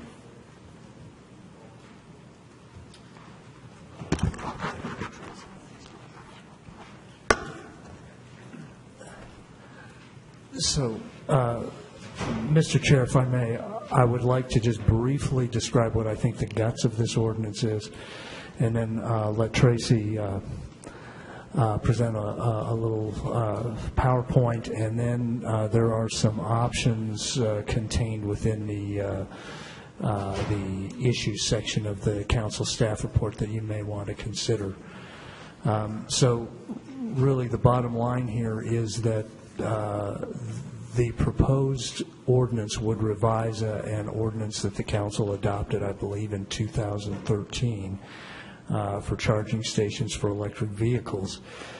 And the essential parts of the proposed revision is that the ordinance would more or less limit the placement of electrical charging outlets to multifamily housing and not commercial structures.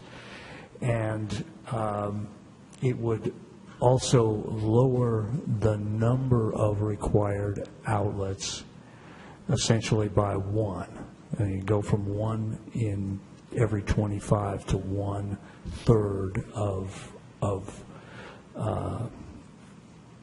of permitted, or of 1/3 of required required parking spaces, and it also would allow the location of those outlets to be closer to the actual electric source and not at the front door of buildings. Good evening again. So before I begin, we also have Tyler Polson here from Sustainability Division. We've been working kind of hand in hand throughout this process together. So I'll quickly go through kind of how we got to where we are proposal today. So our existing EV parking requirements, so EV stands for electric vehicle, just FYI. So our existing EV parking requirements is for all uses in the city. So it basically requires one charging station for every 25 provided parking stalls. So it actually has to have a station. In addition, there are signage and location requirements, and we have heard from the development company or community that these requirements are onerous and that requirements should be more market-based. So in looking to update this ordinance, we found that very few cities actually require an actual station, and many of the ones we found are just focused on multifamily. We also found that level 2 charging is also becoming more of an industry standard. In addition, the EV market is growing and more car makers are entering the EV market. In addition, with the growing market and improving technology, battery efficiency is improving, and within a few years, the EV cars should be able to go up to 200 miles without a charge. And this should overall bring the cost of EVs down. So overall, what we found was that many cities are focused on being EV ready, which is more of a market-driven strategy. So these cities are focused on requiring conduit and or wiring. So when the market is ready, charging stations can easily just be put in. So our proposal is focused on multifamily uses only and requires that 3% of the minimum required parking stalls to be wired with an electric plug to accommodate the use of at least 200-volt electric vehicle charging equipment. The proposal also mentions that there must be sufficient electrical capacity to allow for the use of charging stations, and finally, the signage and location requirements have been removed. May I ask you a question? Excuse me, Sure. Mr. Chair. On that, so with that requirement of 1/3, are those parking spaces limited only to EVs, or could non-EVs take those spots if there's nothing else available? So based on how it's written now, they're basically just putting in the conduit and the wiring, so anybody can park there. So when people are ready to put in a station, they can easily just basically plug in a But you wouldn't station. get a ticket for parking in No. an EV if you didn't have an EV? No. Okay, so unlike parking in handicapped, when you're not handicapped, other than you can't see, but, yeah, which is the main reason non-handicapped people park in a spot, is they are in fact blind. So overall, this proposal, I think, allows for greater flexibility, and it prepares the EVs, and it prepares for EVs to come, but it also better responds to the market. So when they do come here in full force, it'll be easier to put in the infrastructure. And the multifamily requirement makes sense as battery efficiency improves. What we found was that people rely on charging their cars at home. So and with the battery efficiency being able to go up to 200 miles in the next few years, we didn't really necessarily see a need for other uses. But after the Planning Commission meeting, we did receive some additional information. So one of the most important things in preparing for EVs is making sure that there's electrical capacity. So requiring a higher percentage could save thousands in the long run, because the most expensive part of EVs is retrofitting kind of your existing electrical infrastructure. So the transformers and the panels and such. So that is one thing. Tyler can kind of address that a little more. They are encouraging maybe a possible higher percentage for EV to be EV ready. Another concern was about wires being pulled. So the thought was if these parking stalls aren't going to be used for charging stations and there are wires being pulled, there were concerns about people stealing them. So that just another item to consider. So I can answer any questions you may have. Mr. Chair, could you go back to your slide about other cities' research? I think it was this one? Yeah.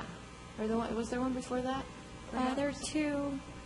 This one was the previous one. I have issues with this proposal, and not necessarily in being EV ready. I think that there are some good considerations to take that into serious account. But I think that there's some contrary things going on here. So we acknowledge that the market is growing. We're the sixth strongest EV market in the nation right now. Okay. That was a number I heard today, but I'm not sure. I know that outside of California, we have the second largest EV or Nissan EV dealership participation west of the Mississippi. We have a lot of people who are trying to take part in this per capita, right? So we acknowledge that the market's growing. About 80% of charging happens either at home or at work, and yet we're going to cut out the commercial requirements here. And it doesn't really make sense to me. We know that this market's growing here and it's viable here, and we know that the most charging happens when people get to work, and so I don't see how we're going to wait for the market demand to happen when the people's comfort with purchasing an EV or leasing an EV vehicle is that I know when I go to work I can charge it so I can get home.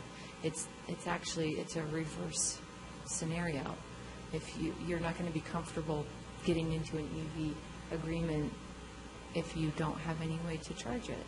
So I think that we create demand by building infrastructure, and waiting for people to have a lot of cars and nowhere to charge them is a really poor time for us to get serious about the infrastructure to support it.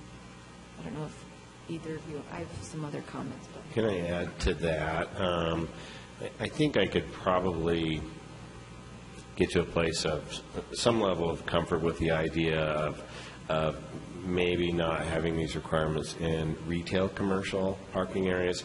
But if we're talking about long-term parking garages, long-term parking locations around the city, that's a little more difficult for me to make that leap, because I do think Aaron's right that the anecdotal information I'm hearing from people who have EVs is that they look for locations at work to charge as well as at home. So is there a way to make a distinction between those short-term commercial parking locations and perhaps a 7 to 8 hour parking location, which would, to me, be more of those structures, downtown locations, employment locations, rather than shopping locations? That's a good question. I think we'd have to definitely look at kind of our land use tables to see kind of how we can structure, if we're just saying maybe like office uses or employment centers of some sort. But yeah, that's something we can look into.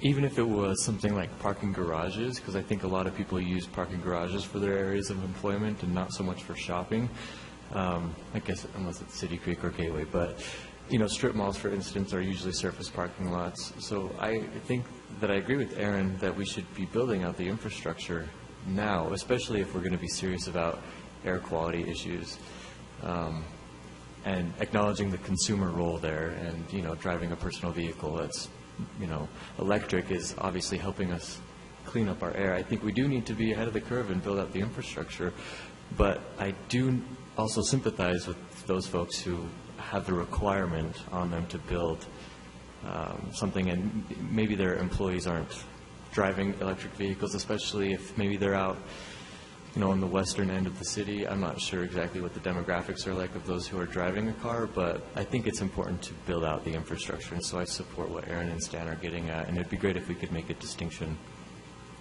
And yet, the distinction, if we did so between garages and surface parking, you know, everything basically west of I-15 is surface parking, and it's these big commercial warehouses and employment centers, right?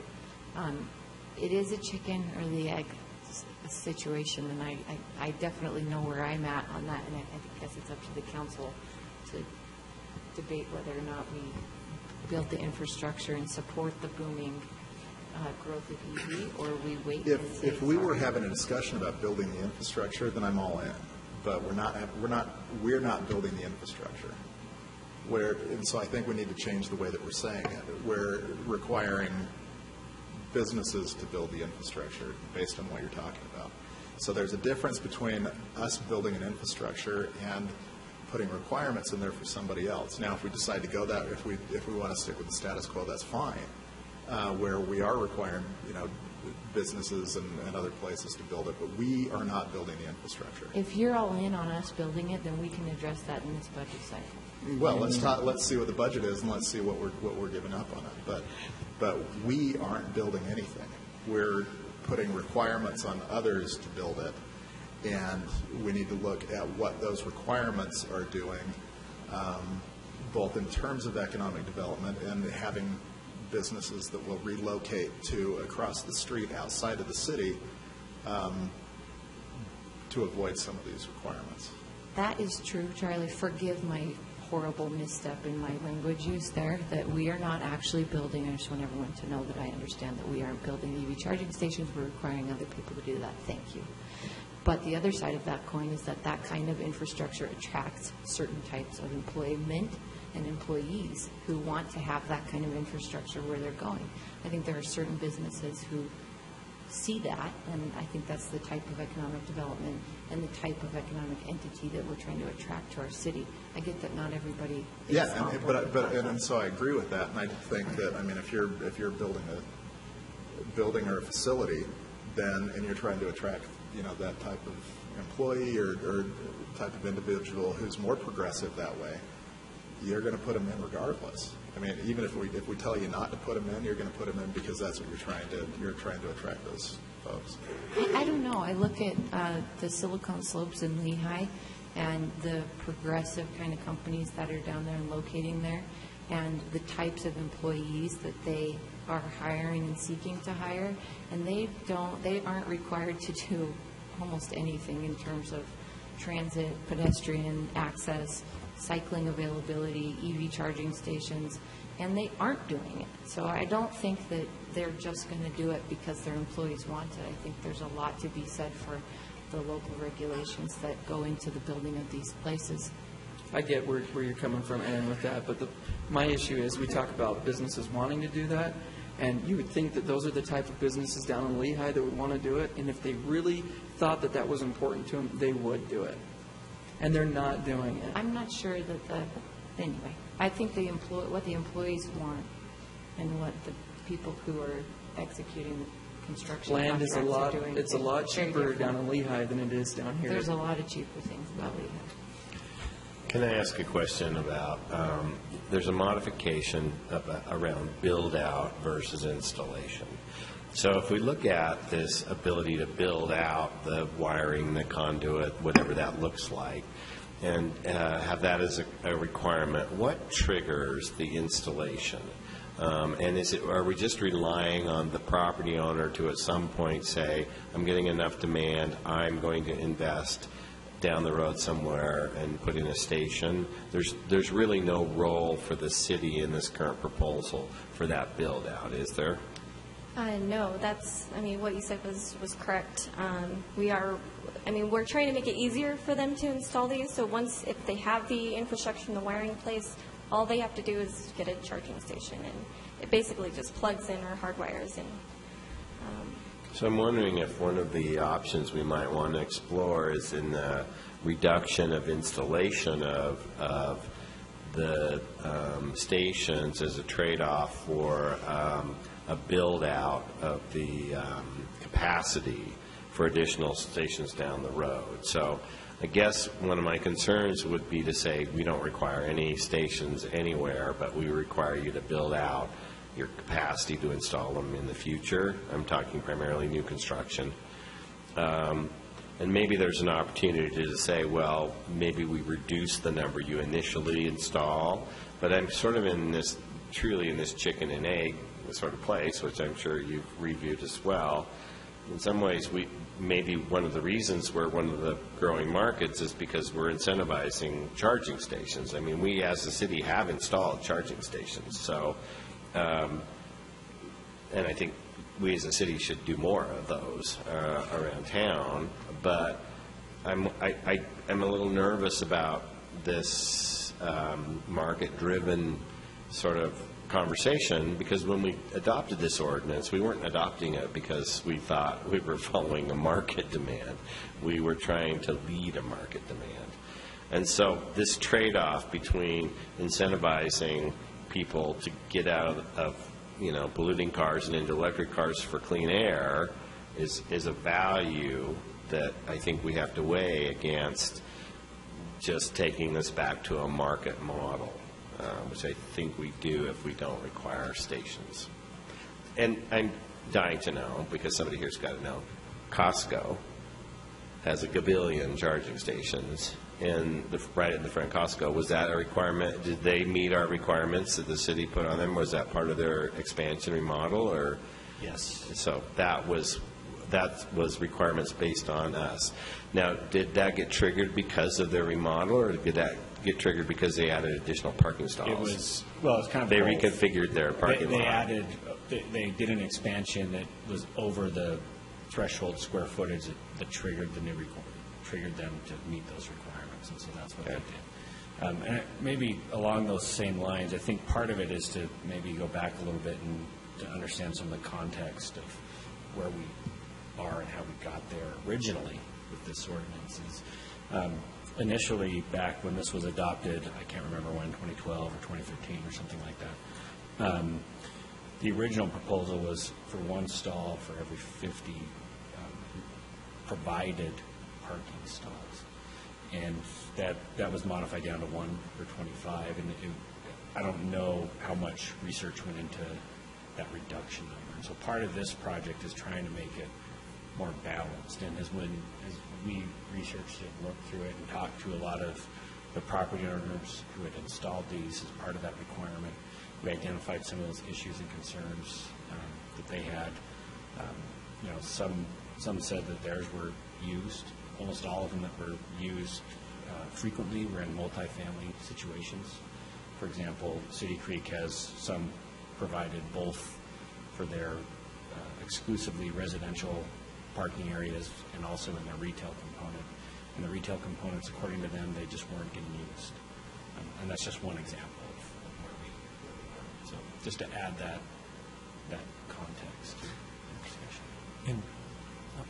The question, do we require bicycle parking everywhere? Do we require every single new development has to have bicycle parking in it?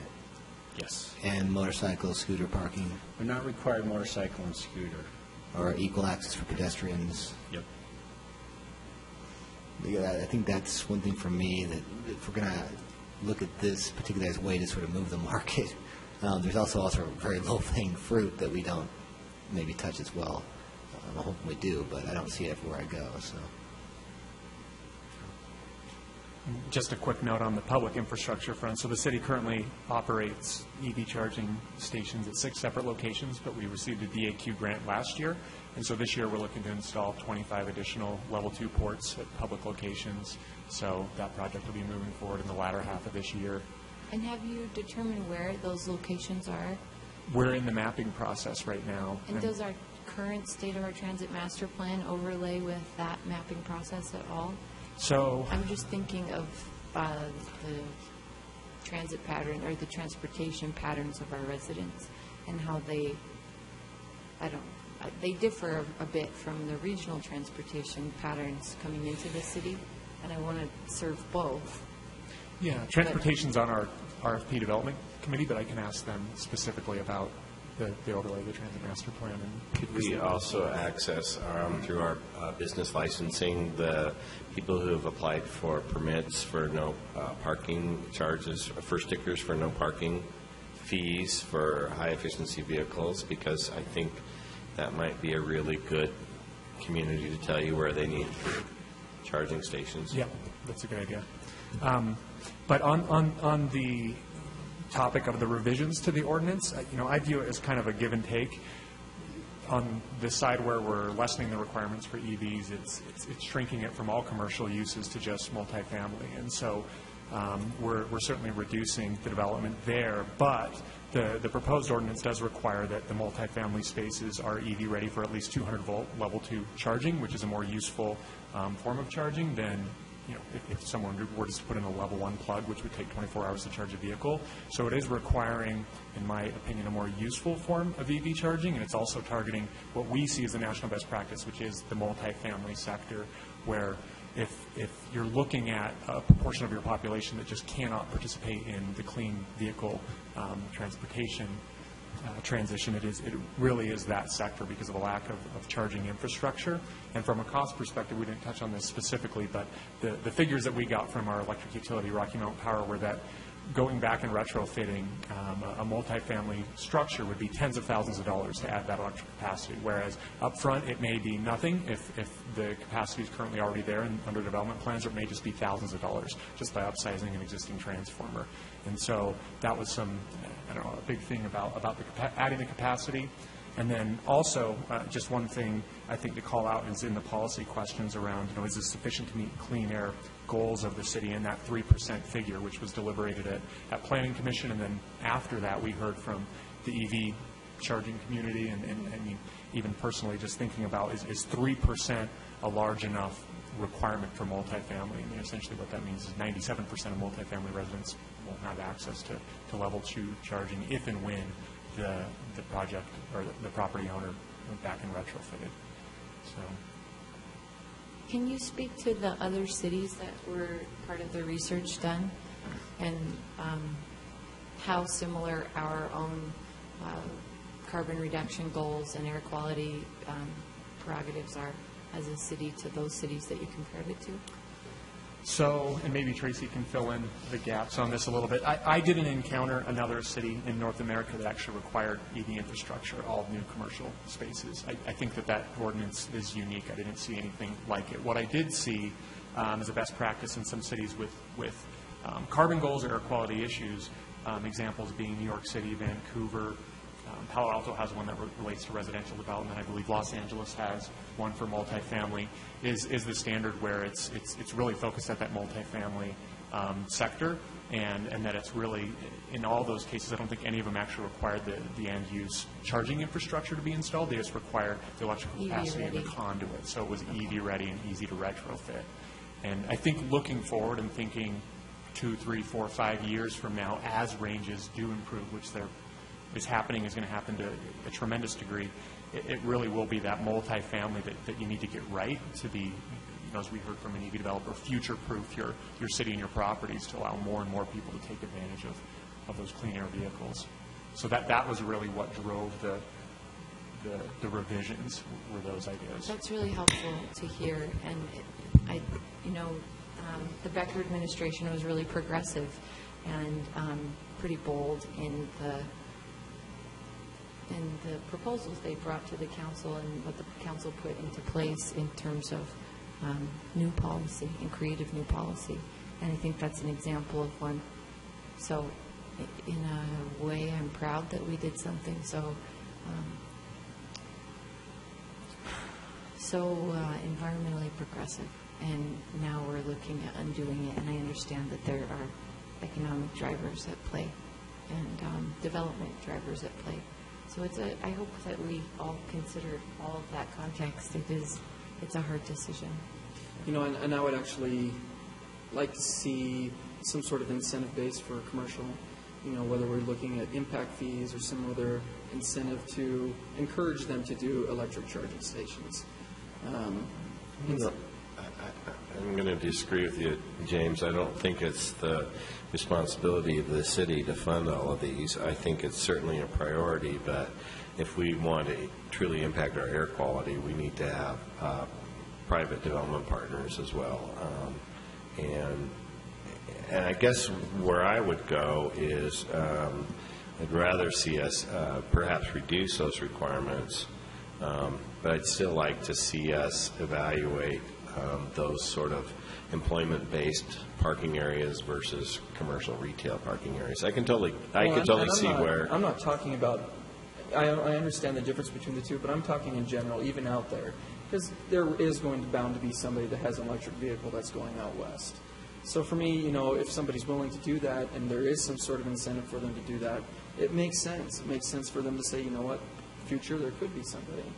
That's why if we look at all options and bring them to the table now before it's too late, why not? I think the important part for me is in new construction in particular, building the infrastructure to allow it down the road, because that's the most expensive obstacle that gets in the way of future installation, is because all of a sudden because you can incorporate that into your development financing, you can't do that after the fact. So I mean, that's something I think that's an important consideration for how we look at this. And I would like at least some information if we could, and I mean, I need other people to support me on this, on whether or not we can make that distinction between commercial short-term retail versus employment center business sort of long-term parking.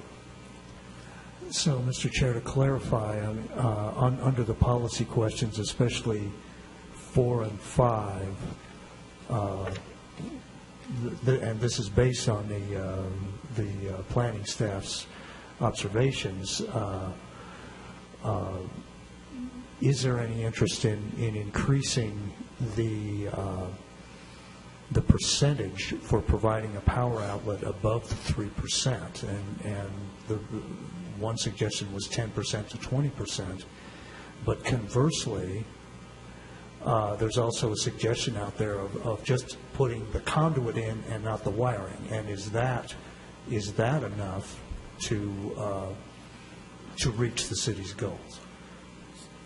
So just talking out of my head, I would be really comfortable with some minimum installation based on, in new construction, number of stalls, but incorporating an opportunity to expand that down the road. So if we can figure out how to combine those, and I'm not suggesting numbers because I think that's up to you folks to do that, but maybe we say the minimum's 3% initially with the ability to expand to 10 or 15%.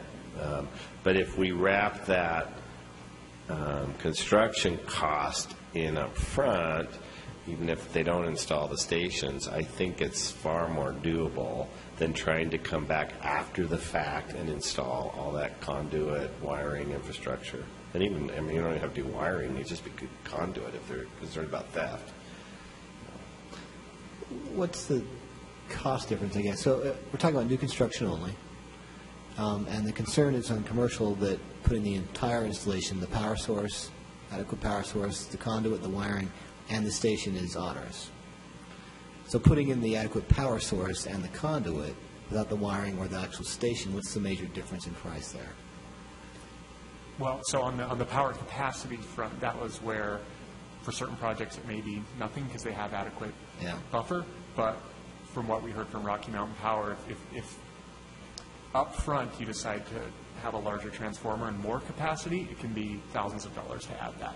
But to go back and retrofit it, it's tens and tens of thousands of dollars, because then you would need to displace the whole piece of infrastructure rather than just upsize up front. So that's really where the cost lies, not as much in the content. So my question, if I'm a business owner and I'm looking at this change, is it really going to save me much money if I'm going to have to still put in the same higher power source and the conduit? How much am I going to really save in money? How less onerous is it? Probably just the cost of the charging station. Which is? Right? Yeah, couple thousand. Well, so for basic level twos, you can get them for a couple $100. For the more sophisticated smart stations that can take billing if you want to charge for the electricity that people are using, it's a couple $1,000s for the unit, and then for either option, it's a couple $1,000s to install. So is it going to be really a benefit to the folks who are struggling with this to make this change? Well, the people that are struggling with this are a lot of the commercial and business owners. This ordinance would just focus on multifamily. So there wouldn't be any requirement for them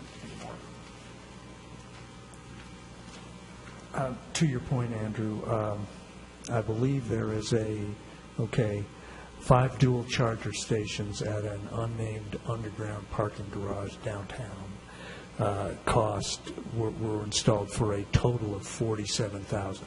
So you have to divide $47,000 by 5. That's for a whole, an operable, pull up your car and charge it station. But that may have to deal with whatever costs were required to make sure that the capacity was there as well. I mean, that's one of the things we don't know in that number. So if there's electrical capacity, it's cheaper. But if you hit some threshold where you have to increase we had this same problem with our installation over at the library. We had a capacity issue, and we had to upgrade some infrastructure in order to get those installed, those fast charging stations installed. And so that's where the cost came in, was making that bump up in the Rocky Mountain Power's ability to provide the power to those stations. And again, that cost is cheaper up front than it would be out some time frame if we were trying to retrofit. And to the other thing, the wiring versus conduit, I'm not sure it was so much of a cost as it's my understanding that at least one developer was afraid that if he installed the wiring in the conduit, the wiring would get stolen. And so that would have been a replacement cost. Sure.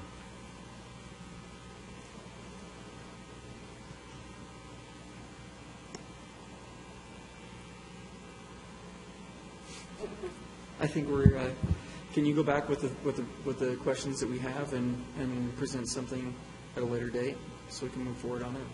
Yes. So in terms of the capacity, electrical capacity, are we looking at potentially bumping that up, or? I think everything. Everything? Yeah. Okay. I think there's just been way too much conversation to even try and whittle it down. Okay. So thank you. If you come back after that and figure out some information, we'll move forward from there. That is 6:20. We have finished number 11 for the evening, but they'll be back. And we have one more item, number 12, that we'll have to do, I think, after the formal meeting. So we'll break for dinner and adjourn across the hall. We'll adjourn and then reconvene across the hall at 7. I would prefer that we just stay over there so we're not having to come back. So we'll just keep everything over there and listen to the annual financial report.